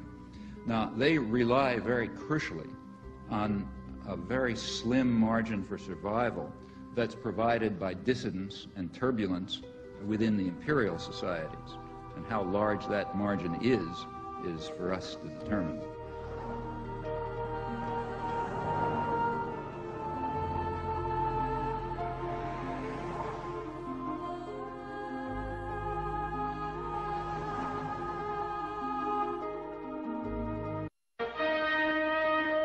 In today's on-the-spot assignment, we're going to see just what's behind the making of movies. The director and the crew are shooting a documentary film. Let's take a closer look. Bob, this word documentary, what would you say is the difference between a documentary film and a feature movie? Well, there are a good many differences. One would be length. Generally speaking, documentaries are a good deal shorter than feature films. Also, documentaries have something to say in the way of a message. They're informational films. Also, another term that's used interchangeably with documentary is the word actuality films. Bob, is this the thing you hold up in front of the camera before each scene? This is a clapperboard, yes. This identifies on the visual camera the scene number and the take number, and also, as you heard, on the soundtrack. The editor back at the studio puts the two pieces of film together, matches where the lips of the clapper come together. There you are in sync. Before the break, you were mentioning the media putting forth the information that the power elite want. I'm not sure if I understand, how does the power elite do this, and why do we stand for it? Why does it work so well? Okay, well, I think here we have to, I mean, there are really two questions here. One, is this picture of the media true? And there you have to look at the evidence. I mean, I've given one example, and that shouldn't convince anybody. One has to look at a lot of evidence to see whether this is true. I think anyone who investigates it will find out that the evidence to support it is simply overwhelming. In fact, it's probably one of the best supporting conclusions in the social sciences. But the other question is, how does it work? I'm the media guy. What'd you like? I got you an International Herald Tribune. You want that? Anything in a Western language which doesn't include that. What do you got? Financial Times, absolutely. That's the only paper that tells the truth. Did you get the one where they've been debating back and forth? NRC Handelsblatt. Handelsblatt. Okay, that's good.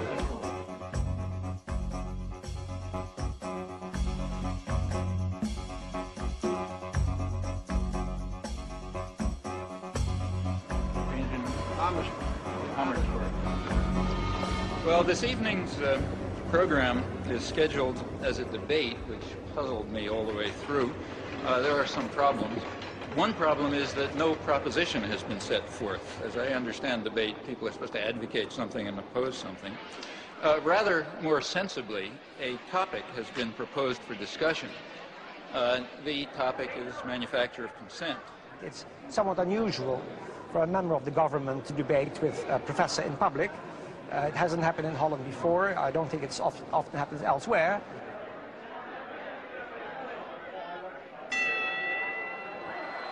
Mr. Borgestein, the floor is yours. Now, we all know that the theory can never be established merely by examples. It can only be established by showing some internal inherent logic. Professor Chomsky has not done so. Professor Chomsky? He's quite right when he says you can't just pick examples. You have to do them in a rational way. That's why we compared examples. The truth is that things are not as simple as Professor Chomsky maintains. Another of Professor Chomsky's case studies concerns the treatment that Cambodia has received in the Western press. Here he goes badly off the rails. We didn't discuss Cambodia. We compared Cambodia with East Timor, two very closely paired examples. And we gave approximately 300 pages of detail covering this in Political Economy of Human Rights, including a reference to every article we could discover about Cambodia. Many Western intellectuals do not like to face the facts and balk at the conclusions that any untutored person would draw. Many people are very irritated by the fact that we exposed the extraordinary deceit over Cambodia and paired it with the simultaneous suppression of the U.S.-supported ongoing atrocities in Timor. People don't like that. For one thing, we were challenging the right to lie in defense of the state.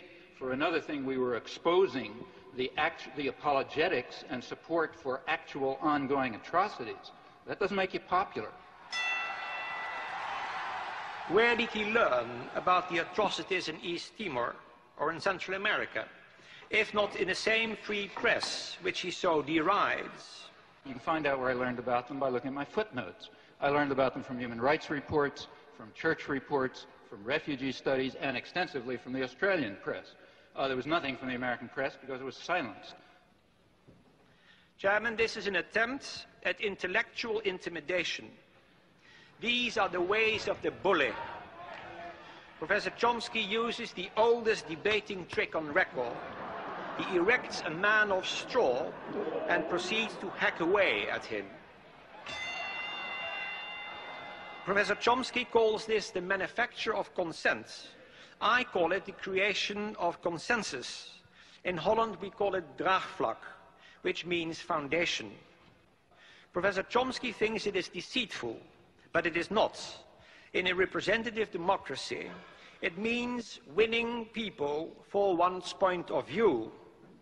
But I do not think that Professor Chomsky believes in representative democracy.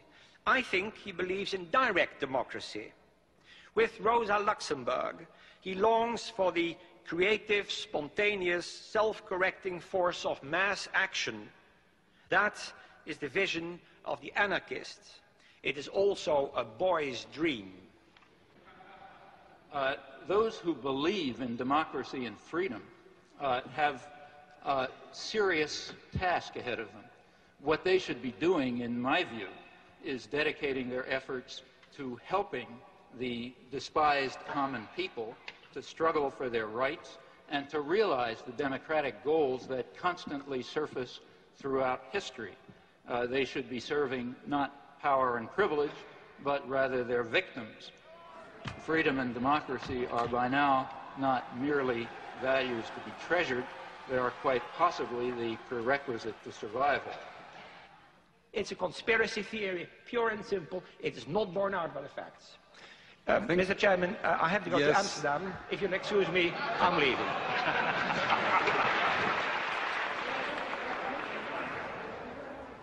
One thing is sure. Their consent has not been manufactured tonight. There is nothing more remote from what I'm discussing, or what we have been discussing, than a conspiracy theory. If I give an analysis of, say, the economic system, and I point out that General Motors tries to maximize profit and market share, that's not a conspiracy theory. That's an institutional analysis. It has nothing to do with conspiracies. And that's precisely the sense in which we're talking about the media. The phrase conspiracy theory is one of those that's constantly brought up, and I think its effect simply is to discourage institutional analysis. Do you think there's a connection somehow about what the government wants us to know and what the media tell us? It's not communism, but I think to a certain point, it is sensitized. They don't always tell, I guess, John, they don't always tell the truth the way it goes, huh? Got that right. Do you think that the information you're getting from this paper is biased in any way? Or? Oh, yeah. I think by and large it's well done. You get both sides of the stories. You get the liberal side and the conservative side, so to speak. But I don't think you get a very balanced picture because they only have 20 seconds, 30 seconds for a news item or whatever, and they're going to pick out a highlight, and every network is going to cover the same highlight, and that's all you're going to see. You get what they want you to hear. Do you think they're biased in some way then? Yeah. Here we go.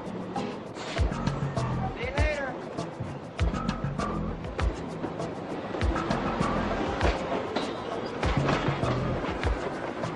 Is it possible for the lights to get a little brighter so I can see somebody out there? Yeah, for the last hour and 41 minutes, I've been whining about how the elite and how the government have been using thought control to keep radicals like yourself out of the public limelight. Now, you're here. I don't see any CIA men waiting to drag you off. You were in the paper. That's where everyone here heard you were coming from, in the paper, and I'm sure they're going to publish your comments in the paper. Now, a lot of countries, you would have been shot for what you have done today. So what are you whining about? We are allowing you to speak, and I don't see any thought control. First of all, I haven't said one word about my being kept out of the limelight.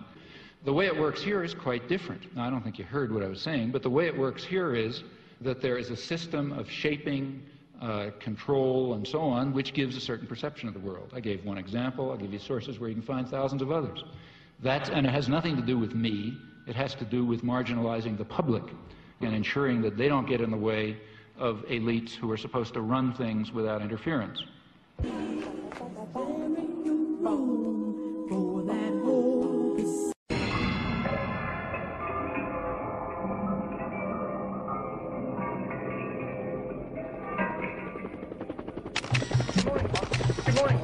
Good morning, welcome to Good morning, welcome to Aaron Mills Town Center. 3, 2, 1, take 2. Good morning, welcome to Aaron Mills Town Center, the home of the world's largest permanent point-of-purchase video wall installation. My name is Calvin Fluke, and I'm your video host all day here at EMTV. I want to take this opportunity to extend a very special and warm welcome to the film crew from Necessary Illusions. We've got an excellent lineup of television programming for you today, so let's get on with it. In a review of the Chomsky Reader, it was written that as he's been forced to the margins, he's become strident and rigid. Do you feel this categorization of your later writings is accurate and that you've been a victim of this sort of process you've been describing? Well, the business about being forced to other people will have to judge about the stridency. I don't believe it, but anyway, that's for other people to judge. However, the matter of being forced to the margins is a matter of fact, and the fact is the opposite of what is claimed. The fact is it's much easier to gain access to even the major media now than it was 20 years ago. You've dealt in such unpopular truths and have been such a lonely figure as a consequence of that. Do you ever regret either that you took the stands you took, have written the things you have written, or that we had listened to you earlier? I don't. I mean, there are particular things which I would do differently because you think about things you do them differently. But in general, I would say I do not regret it. I mean, do you like being controversial? No, it's a nuisance. Because this mass medium pays little attention to the views of dissenters, not just Noam Chomsky, but most dissenters do not get much of a hearing in this medium. No, in fact, that's, again, completely understandable. They wouldn't be performing their societal function if they allowed favored truths to be challenged. Now, notice that that's not true when I cross the border anywhere, so that I have easy access to the media in just about every other country in the world. There's a number of reasons for that. One reason is I'm primarily talking about the United States, and it's much less threatening. Your view there is that the militarization of the American economy essentially has come about because there are not other means of controlling the American population. In a democratic society. I mean, it may be paradoxical, but the freer the society is, the more it's necessary to resort to devices like induced fear.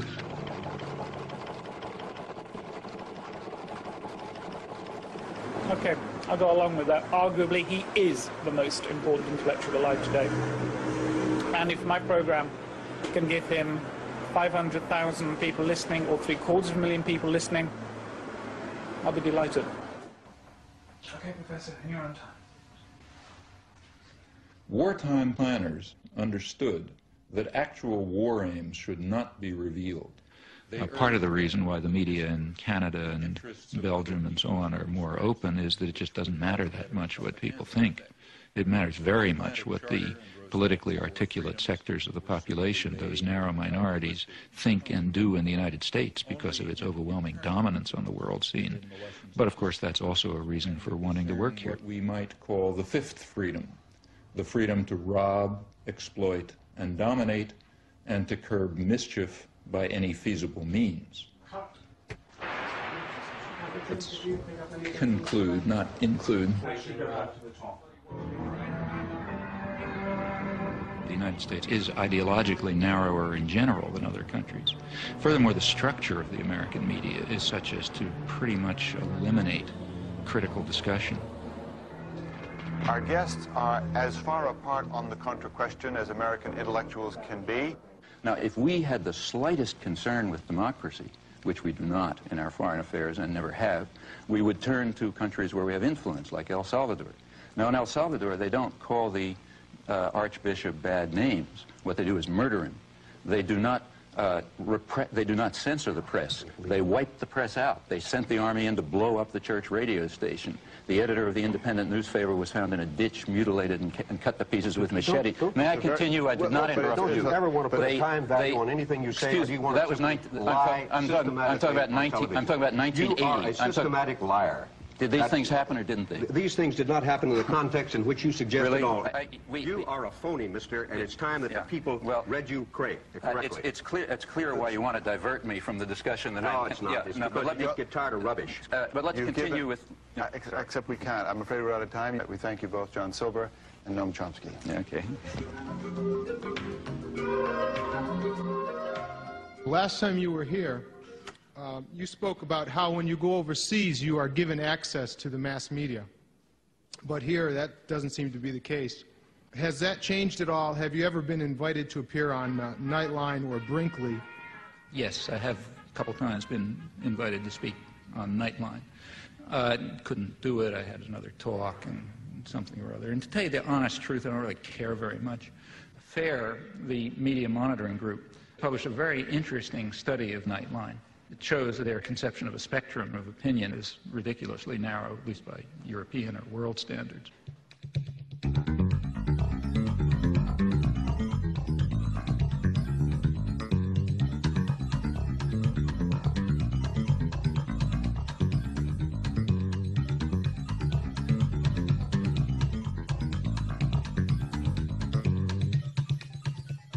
Let me tell you a personal experience.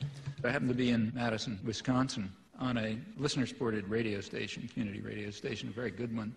I was having an interview with the news director. I've been on that program dozens of times, usually by telephone. And he's very good. He gets to all sorts of people. And he started the interview by playing for me a tape of an interview that he had just had and had broadcast with the guy who's some mucky-muck in Nightline. I think his name is Jeff Greenfield or some such name. Does that name mean anything? I'm Jeff Greenfield for Nightline in New York. What about just in the selection of guests to analyze things? Why is Noam Chomsky never on Nightline? I couldn't begin to tell you. He's one of the leading intellectuals in the entire world. I have no idea. I mean, I can make some guesses. He may be one of the leading intellectuals who can't talk on television. You know, that's a standard that's very important to us. If you got a 22-minute show and a guy takes 5 minutes to warm up, now I don't know whether Chomsky does or not, he's out. One of the reasons why Nightline has the usual suspects is one of the things you have to do when you book a show is know that the person can make the point within the framework of television. And if people don't like that, they should understand it is about as sensible to book somebody who will take 8 minutes to give an answer as it is to book somebody who doesn't speak English. But in the normal given flow, that's another culture-bound thing. We've got to have English-speaking people. We also need concision. So Greenfield, or whatever his name is, hit the nail on the head. The U.S. media are alone in that it is, you must meet the condition of concision. You got to say things between two commercials or in 600 words. And that's a very important fact, because the beauty of concision, you know, saying a couple of sentences between two commercials, the beauty of that is that you can only repeat conventional thoughts. I was reading Chomsky 20 years ago. I think his notion, didn't he co-author a new book called Engineering Consent or The Manufacturing of Consent? I mean, some of that stuff to me looks like it's from Neptune. This is the first time the Neptune system has been seen clearly by human eyes. These pictures, taken only hours ago by Voyager 2, are its latest contribution. You know, he's perfectly entitled to say that I'm seeing it through a prism, too. But my view of that, of his notions about the limits of debate in this country, is absolutely wacko. Suppose I get up on Nightline, say, and I'm given whatever it is, 2 minutes, and I say Gaddafi's a terrorist, Khomeini's a murderer, you know, et cetera, et cetera. The Russians, you know, invaded Afghanistan, all this sort of stuff. I don't need any evidence. Everybody just nods. On the other hand, suppose you say something that just isn't regurgitating conventional pieties. Suppose you say something that's the least bit unexpected or controversial. Suppose you say... I mean, the biggest international terror operations that are known are the ones that are run out of Washington. Or suppose you say what happened in the 1980s is the U.S. government was driven underground. Suppose I say the United States is invading South Vietnam, as it was. The best political leaders are the ones who are lazy and corrupt. If the Nuremberg laws were applied, then every post-war American president would have been hanged. The Bible is probably the most genocidal book in our total canon. Education is a system of imposed ignorance. There's no more morality in world affairs fundamentally than there was in the time of Genghis Khan. They're just different, they're just different factors to be concerned with. Chomsky, thank you. Well, people will quite reasonably expect to know what you mean. Why did you say that? I never heard that before. If you said that, you better have a reason, better have some evidence. In fact, you better have a lot of evidence, because that's a pretty startling comment. You can't give evidence if you're stuck with concision. That's the genius of this structural constraint. And in my view, if people like, say, Nightline and McNeil Lehrer and so on were smarter, if they were better propagandists, they would let dissidents on, let them on more, in fact. The reason is that they would sound like they're from Neptune. Then comes our special conversation on the Middle East crisis. Tonight's is with the activist, writer, and professor Noam Chomsky. Again, there has been an offer on the table, which we rejected, an Iraqi offer last April, to eliminate their chemical and other unconventional arsenals if Israel were to simultaneously do the same. Have to end it there. But I think that should be pursued as well. Sorry to interrupt you. I have to end it there. That's the end of our time. Professor Chomsky, thank you very much for joining us. AT&T has supported the McNeil Lehrer NewsHour since 1983 because quality information and quality communications is our idea of a good connection. AT&T, the right choice. Oh, okay. If you just for half a second, it's just for two shot, that's all, and we can do everything else. Okay. Yeah, what about the mic? Is that I think there's some okay. Hanging around there. Right, the idea of this one is it's just a shot where I'm seen talking to you and you're seen listening to me. I'll ask you, though, if you don't speak to me or move your lips so that I can be seen to be asking you a question. The reason for the shot is simply this. Okay, just don't talk to me and I'll keep going, that's the thing. The reason for the shot, I'll explain it through because I usually find that's the easiest way to do it. The reason for the shot is I need a shot where you're sitting and seen, listening to me while I'm asking you a question. We can use the shot to introduce you, explain who you are, where you fit into the piece I'm doing. But if you don't speak to me, I can also use... Got it? Okay. Thanks for your time. Righto. If there is a narrower range of opinion in the United States, and it is harder to express a variety of different opinions, why do you live in the U.S.? Well, first of all, it's my country, and secondly, it's in many ways, as I said before, it's the freest country in the world. I think there's more possibilities for change here than in any other country I know. But again, comparatively speaking, it's the country where the state is probably most restricted. But isn't that what you should be looking at comparatively rather than in absolute terms? But you don't create that impression. On the contrary, well, maybe I don't give the impression. I certainly say it often enough. What I've said over and over again, and I've been saying it all tonight, I've written it 1,000,000 times, is that the United States is a very free society. It's also a very rich society. Of course, the United States is a scandal from the point of view of its wealth. Given the natural advantages that the United States has in terms of resources and lack of enemies and so on, the United States should have a level of health and welfare and so on that's, order of magnitude beyond anybody else in the world. We don't. The United States is last among 20 industrialized societies in infant mortality. That's a scandal of American capitalism. And it ends up being a very free society, which does a lot of rotten things in the world. Okay? There's no contradiction there. Greece was a free society by the standards of Athens. It's also a vicious society from the point of view of its imperial behavior. There's virtually no correlation between maybe none, between the internal freedom of a society and its external behavior. You start your line of discussion at a moment that is historically useful for you. That's what I say. You pick the beginning. Of the post-war world is that the communist imperialists, by the use of terrorism, by deprivation of freedom, have contributed to the continuing bloodshed. And the sad thing about it is not only the bloodshed, but the fact that they seem to dispossess you of the power of rational observation. May I say something? Sure. Yeah. I think that's about 5% true, and or maybe 10% true. It certainly is. Why do you give that? May I complete a sentence? Sure. It's perfectly true that there were areas of the world, in particular Eastern Europe, where where Stalinist imperialism very brutally took control and still maintains control. But there are also very vast areas of the world where we were doing the same thing. And there's quite an interplay in the Cold War. You see, what you just described is I believe, a mythology about the Cold War, which might have been tenable 10 years ago, but which is quite inconsistent with contemporary scholarship. Ask a Czech. Ask a Guatemalan, ask a Dominican, ask President of the Dominican Republic, ask a person from South Vietnam, ask a Thai. Well, obviously, we can't get away. If you can't distinguish between the nature of our venture in Guatemala and the nature of the Soviet Union's in Prague, then we have real difficulty. Explain the difference. Sorry. Now, what about making the media more responsive and democratic? Well, there are very narrow limits to that. It's kind of like asking, how do we make corporations more democratic? Well, the only way to do that is get rid of them, I mean, if you have concentrated power, you can, I don't want to say you can do nothing. Like you can, like the church can show up at the stockholders meeting and start screaming about not investing in South Africa. And sometimes that has marginal effects. I don't want to say it has no effects. But you can't really affect the structure of power, because to do that would be a social revolution.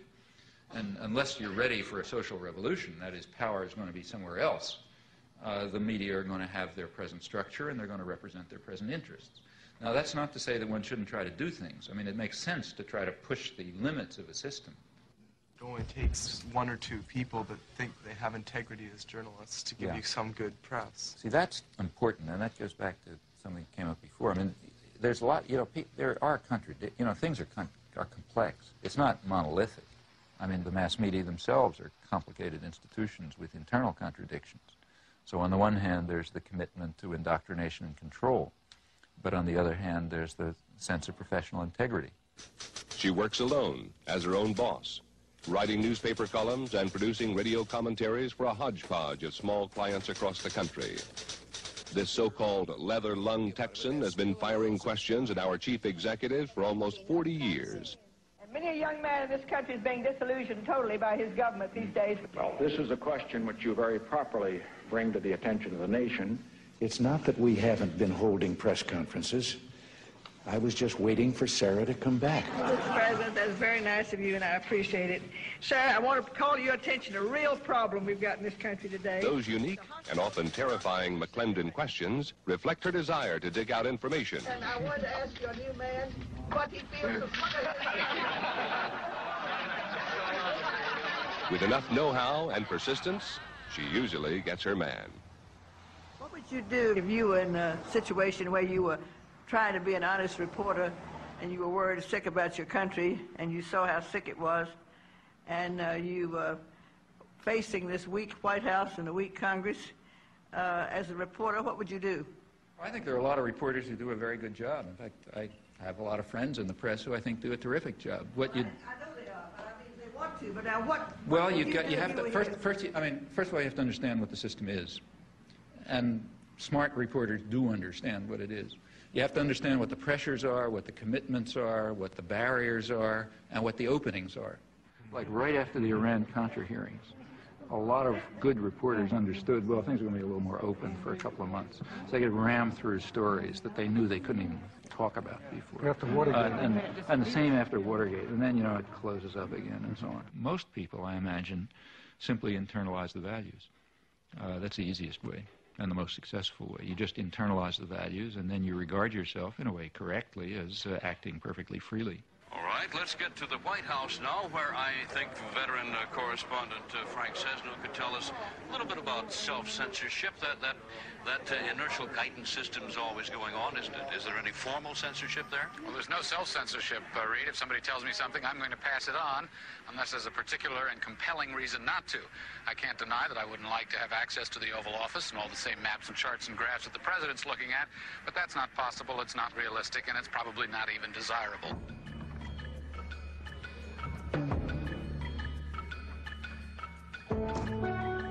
Hello, how are you? I'm fine. Can I sit down there, please? Welcome to Holland. I'll introduce you first in a few lines. Professor Chomsky, Noam Tsomski, is nu 6 en is ongeveer de meest controversiële intellectueel van Amerika. Dat is ook alweer een platitude, maar zo wordt hij nu eenmaal altijd genoemd. Chomsky has been called the Einstein of modern linguistics. The New York Times has said he's arguably the most important intellectual alive today, but his presence here has sparked a protest. This book that has poisoned the world, and all liar in there. And as a Vietnamese people, we come here to warn the book. Vietnam! Perhaps we can start with just the story of Robert Faurisson and your involvement. More than 500 people signed, maybe 600, mostly universitaires, scholars. And what happened to the other 499 of them? How come we only hear about Chomsky's signature? Well, I think it's because Chomsky is in himself a kind of political power. I signed a petition calling on the tribunal to defend his civil rights. At that point, the French press, which apparently has no conception of freedom of speech, concluded that since I had called for his civil rights, I was therefore defending his theses. Faurisson then published a book in which he tried to prove that the Nazi gas chambers never existed. What we deny is that there was an extermination program and an extermination, actually, especially in gas chambers or gas vents. The book contains a preface written by Professor Chomsky in which he calls Faurisson a relatively apolitical sort of liberal. A communist is a man, a Jew is a man, a Nazi is a man, I am a man. Are you a Nazi? I am not a Nazi. How would you describe yourself politically? Nothing. The preface that you wrote, that's not the preface that I wrote, because I never wrote a preface, and you know that I never wrote a preface.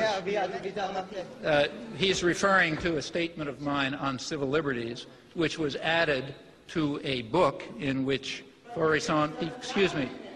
Yes, I use... And the language you use has meaning. That's right. And the language I use... Apolitical liberal, or as someone whose views can be dignified by the words findings or conclusions, that is a judgment, and that is a favorable judgment of his views. On the contrary. Can I continue with the facts? Yes, you can continue with the facts for hours, but I mean, but there are a few facts that, yeah, okay. Let's get to the so-called preface. I was then asked by the person who organized the petition to write a statement on freedom of speech, just banal comments about freedom of speech, pointing out the difference between defending a person's right to express his views and defending the views expressed. So I did that. I wrote a rather banal statement called Some Elementary Remarks on Freedom of Expression, and I told him, do what you like with it. So Pierre produced a book which all the arguments of Faurisson were to be put in front of the court. And we thought wise to use the text of Noam Chomsky as a kind of warning, a foreword, to say that it was a matter of freedom of expression, freedom of thought, freedom of research. Why did you try at the last moment to get it back from the book? That's the one thing I'm sorry about. But that's the real important thing. It's of not. Course, You mean the fact that I tried to retract it? With that you said it was wrong of you I to didn't. do it. See, in fact, take a look at what I wrote a letter, which was then publicized, in which I said, look, things have reached the point where the French intellectual community simply is incapable of understanding the issues. At this point, it's just going to confuse matters even more if my comments on freedom of speech happen to be attached to this book, which I didn't know existed. So just to clarify things, you better separate them. Now, in retrospect, I think I probably shouldn't have done that. I should have just said, fine, then let it appear, because it ought to appear. But that's, apart from that, I regard this as not only trivial, but as compared with other positions I've taken on freedom of speech, invisible.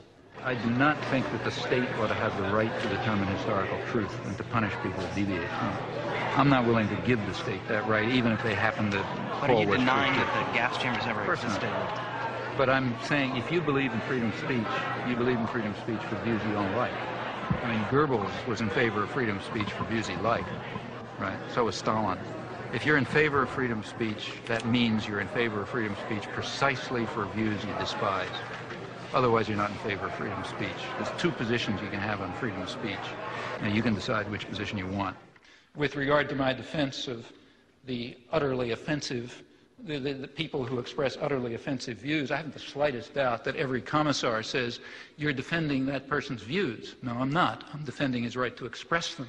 The difference is crucial, and the difference has been understood outside of fascist circles since the 18th century.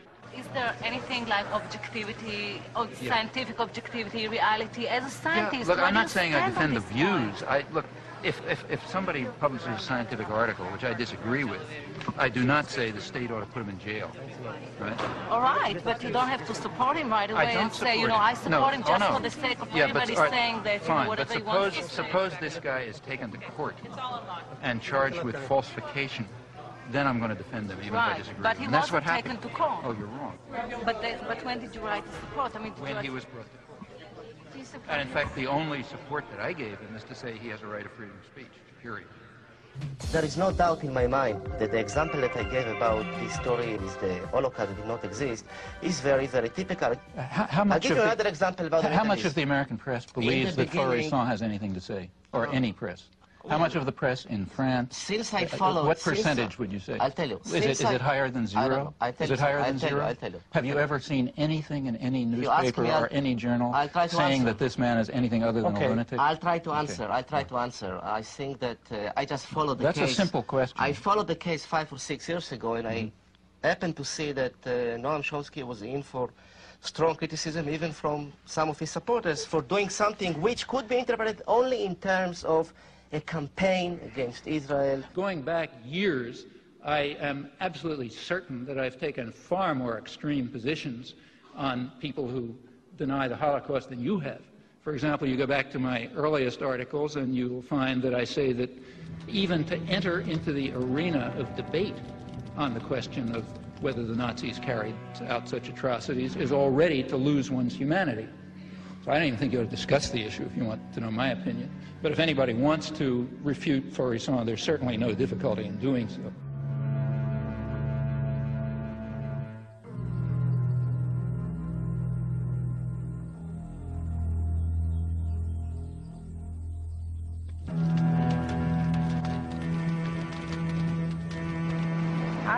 I'm not interested in freedom of speech and all that.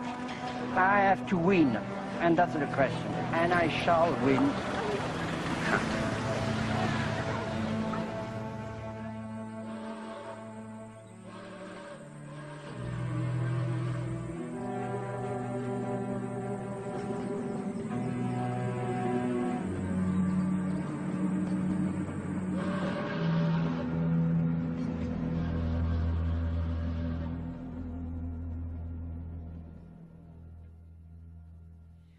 I'm just an ordinary mom who just thinks in terms of, I don't want to someday be holding my grandchildren and watching something horrible happen and feel like I didn't do anything. And I mean, it's obvious what you're doing. And my question is, on a practical level, where do you see the most practical place to put your energy? I mean, tonight I feel in overwhelm, like I feel like it's too big, it's too much to even make a dent in. The way things change is because lots of people are working all the time. And, you know, they're working in their communities, in their workplace, or wherever they happen to be, and they're building up the basis for popular movements which are going to make changes. That's the way everything has ever happened in history, you know, whether it was the end of slavery or whether it was the democratic revolutions or anything you want, you name it, that's the way it worked. You get a very false picture of this from the history books. In the history books, there's a couple of leaders, you know, George Washington or Martin Luther King or whatever. And I don't want to say that those people are unimportant. Like Martin Luther King was certainly important, but he was not the civil rights movement. Martin Luther King can appear in the history books because lots of people whose names you will never know and whose names are all forgotten and who may have been killed and so on were working down in the South. When you have active activists and people concerned and people devoting themselves and dedicating themselves to social change or issues or whatever, then people like me can appear. and we can appear to be prominent, but that's only because somebody else is doing the work. My work, whether it's giving hundreds of talks a year or spending 20 hours a week writing letters or writing books, is not directed to intellectuals and politicians. It's directed to what are called ordinary people. Yeah. And what I expect from them is, in fact, exactly what they are, that they should try to understand the world and act in accordance with their decent impulses, and that they should try to improve the world. And many people are willing to do that, but they have to understand. And in fact, as far as I can see, in these things, I feel that I'm simply helping people develop courses of intellectual self-defense. What did you mean by that? What would such a course be? I don't mean go to school, because they're not going to get it there. It means you have to develop an independent mind and work on it. Now, that's extremely hard to do alone. You know? The beauty of our system is it isolates everybody. Each person is sitting alone in front of the tube. You know? Now, it's very hard to have ideas or thoughts under those circumstances. You can't fight the world alone. Some people can, but it's pretty rare. The way to do it is through organization. So courses of intellectual self-defense will have to be in the context of political and other organization. And it makes sense, I think, to look at what the institutions are trying to do and to take that almost as a key. What they're trying to do is what we're trying to combat. If they're trying to keep people isolated and separate and and so on, well, we're trying to do the opposite. We're trying to bring them together. So in your local community, you want to have sources of alternative action. People with parallel concerns, maybe differently focused, but at the core, sort of similar values and a similar interest in helping people learn how to defend themselves against external power and taking control of their lives and, reaching out your hand to people who need it. That's a common array of concerns. You can learn about your own values and you can figure out how to defend yourself and so on in conjunction with others. Are there one or two publications that I, as an average person, a biologist, can read to bypass this filter of our press? Now, if you ask what media can I turn to get the right answers, first of all, I wouldn't tell you that because I don't think there's an answer. The right answers are what you decide are the right answers. Maybe everything I'm telling is wrong. Okay? Could perfectly well be, I'm not God. But that's something for you to figure out. I mean, I could tell you what I think happens to be more or less right, but there isn't any reason why you should pay any attention to it. What impact do you feel alternative media is currently having or could potentially have? I'm actually a little more interested in its potential. And just to define my terms, by alternative media, I'm referring to media that are or could be citizen-controlled as opposed to state or corporate control. That's what's kept people together. To the extent that people are able to do something constructive, it's because they have some way of interacting. I mean, I've always felt it would be a very positive thing, and it should be pushed as far as it can go. I think it's going to have a very hard time. There's just such a concentration of resources and power that alternative media, while extremely important, are going to have quite a battle. It's true there are things which are small successes, but it's because people have just been willing to put in incredible effort. Like, say, take Z Magazine.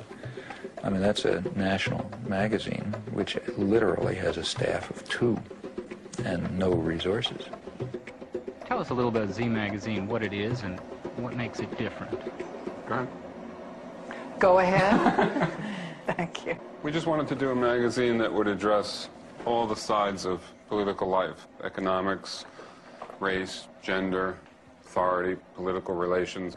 And we wanted to do it in a way that would incorporate an attention to how to not only understand what's going on, but how to make things better, what to aim toward, and to provide at the same time humor, culture, a kind of a magazine that people could relate to and could get a lot out of and could participate in.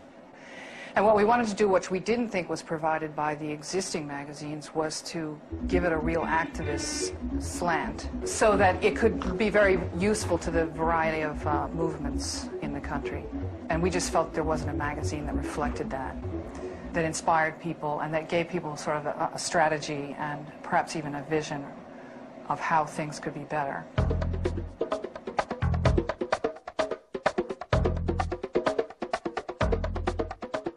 South End Press has sort of made it. That is, they're surviving. It's a small collective, again, with no resources, and they put out a lot of books, including quite a lot of good books. But for a South End book to get reviewed is almost impossible. Editorially and business-wise, we make decisions based on a politics that no corporate publisher can really advocate because of their ties to corporate America. We can solicit manuscripts based on what we feel is the relevance for the movement, and we can make our business decisions based on whether we feel people can afford our books, whether we feel that a book might not make that much money, but it needs to be out there, and maybe there's 1,000 people who would buy it. And those are criteria that we feel are very precious in this day of corporate mergers. Well, and likewise our structure about sharing work and continuing our training process as long as we're at the press. There are losses there in terms of productivity, but in terms of empowerment, all of us are then able to say, my perspective is different from yours, then all of our intelligence gets used in making those decisions, and not just whoever happens to have done it the longest, whoever happens to have graduated from the best schools in order to be the best editor, making all the decisions and only using his or her intelligence. Listener-supported radio in the United States has undergone a remarkable growth in the last decade. It's perhaps the fastest growing alternative media. There are many reasons for this. First and foremost is that it's enormously economical, and it reaches communities that have not been served by community radio before. And in Boulder in particular, we see with someone like Noam Chomsky, who's been there, I believe, 3 times in the last 6 years, he has a tremendous audience, and KGNU is partly responsible for that, because we play his tapes on a regular basis, we play his lectures and his interviews, so when he does come to Boulder and people hear what he has to say, they're able to tune in. It's not something exotic or esoteric that he's talking about, it's material that they're very familiar with, and he's noted this, incidentally. I mean, if there's a listener-supported radio station, that means that people can get daily, every day, a different way of looking at the world. Not just what the corporate media want you to see, but a different picture, a different understanding. Not only can you hear it, but you can participate in it. You can add your own thoughts, you know, and you can learn something, and so on. Well, that's the way people become human, you know. That's the way you become human participants in a social and political system. Hello, I'm Ed Robinson, and this is Non-Corporate News. What is non-corporate news, and why is it necessary?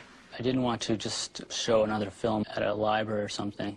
I wanted to make my own statement. I thought it would be more fun to do, and perhaps I could get other people involved in a project. Besides showing a film, we could make a film or a video.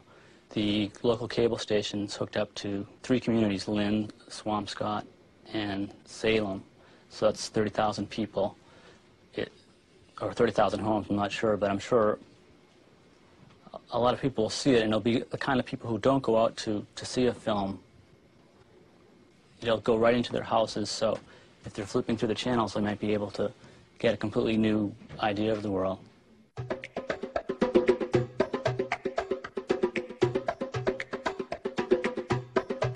So there's kind of networks of cooperation developed, which, I mean, like here, for example, is a collection of stuff from a friend of mine in Los Angeles who does careful monitoring of the whole press in Los Angeles and a lot of the British press, which he reads, and does selection, so I don't have to read the movie reviews and the local gossip and all this kind of stuff, but I get the occasional nugget that sneaks through, and that you find if you're carefully and intelligently and critically reviewing a wide range of press. Well, there are a fair number of people who do this, and we exchange information. We wrote this, a 2-volume work, in which we saw one another for a couple of weeks when we were getting started, but then we wrote 2 volumes, essentially, without seeing one another, just by phone, by mail, and exchanging manuscripts. But this takes a lot of communication by mail. My Chomsky file is a couple of feet thick. The end result is that you do have access to resources in a way which I doubt that any National Intelligence Agency can duplicate a little on scholarship.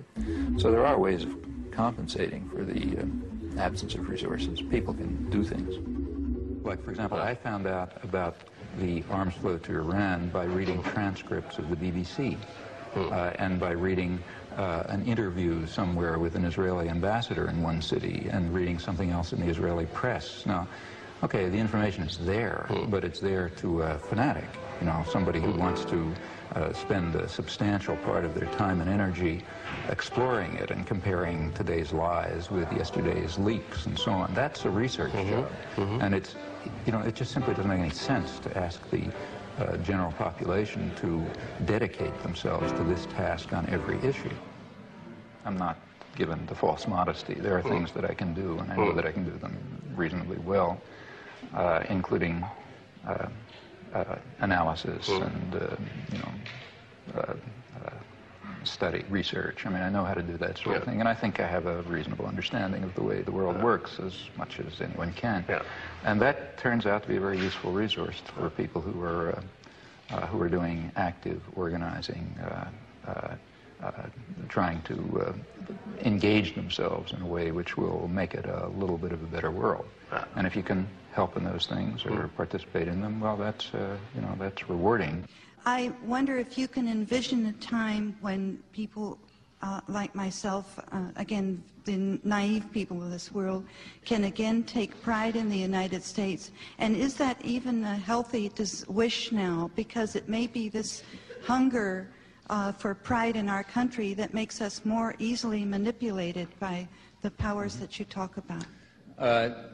I think you first of all have to ask what you mean by your country. Now, if you mean by the country the government, I don't think you can be proud of it, and I don't think you could ever be proud of it.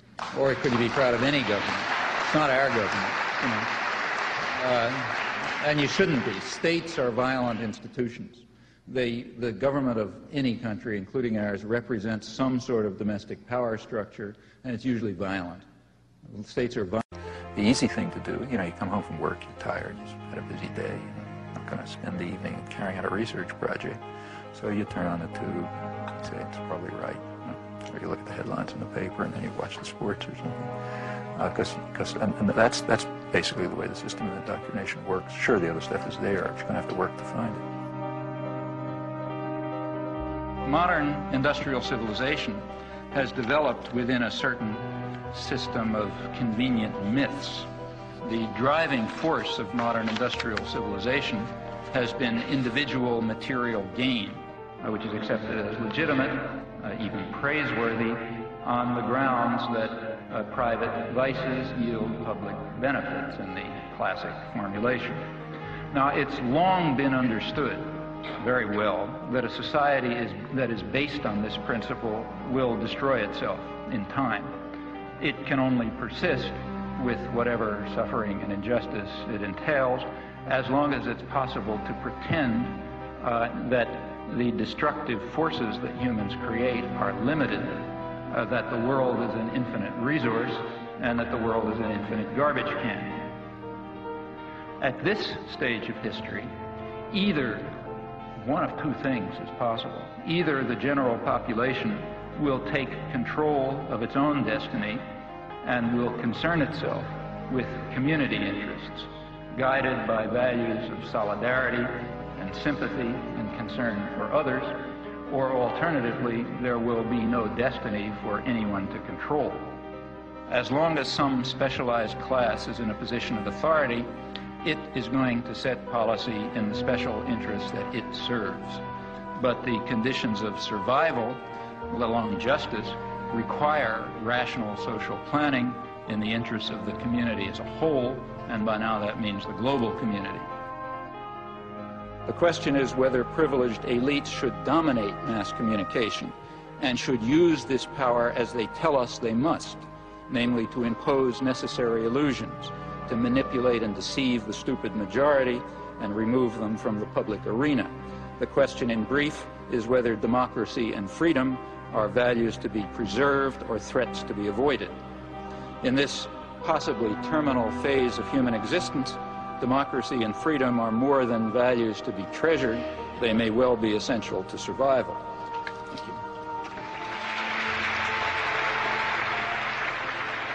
he's up there thinking for himself, and he's deciphering this tremendously overweighted body of information, which he puts into an order and gives you the feeling that you can do the same thing, that the whole thing is decipherable. And he also gives you the sense that there is a source, there's a center to the to a dissenting population, although we feel that there's no center. And I think that is what reactivated in me a desire to get reacquainted with the political scene after 30 years of alienation from it. You do hundreds of interviews and lectures, and you're dealing with massacres in East Timor and invasions of Panama, etc. Pretty horrific stuff, death squads. What keeps you going? I mean, don't you get burned out on this material? Well, you know, it's mainly a matter of whether you can look yourself in the mirror, I think. Up, gotta go. Get these before it's out. Okay. Maybe you can say all aboard for us. Okay. All aboard!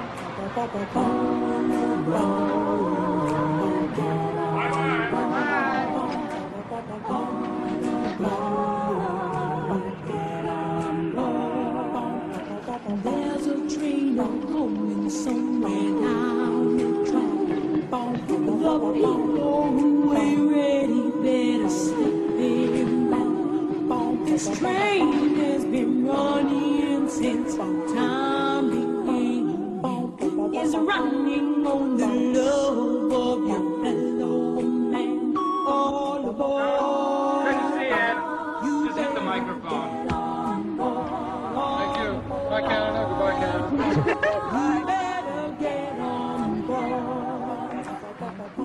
It's like I've gone past the hour that you agreed to. Can I get an introduction? He's from Harvard. Oh, I heard that. Yeah. Oh, yes, that's true, yeah. We'll bleep it. Sorry about making you answer that. No, it's okay. So short. It worked. Did we hit it in 2 minutes? Or? Well, we did pretty well. Actually, that means less sports, and that's fine with me. The people out there, they don't know what's going on. If the people knew what you say here today, there'd be a heck of a change. Thank you. On that optimistic note, Professor Chomsky, thank you very much indeed. So how did it go? Oh, I thought it was sort of technical sounding, but there wasn't much of a rhythm. Did you ever think of running for president? If I ran for president, the first thing I'd do is tell people not to vote for me.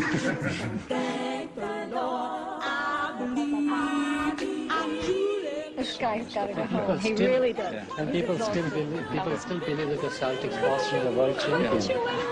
Thanks.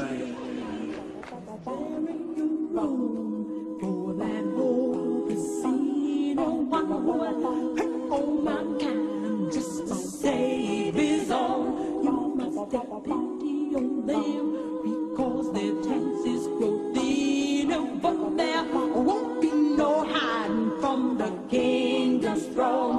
All aboard, child, you better get on board. All aboard, child, you better get on board. All aboard, child, you better get on board. All aboard, child.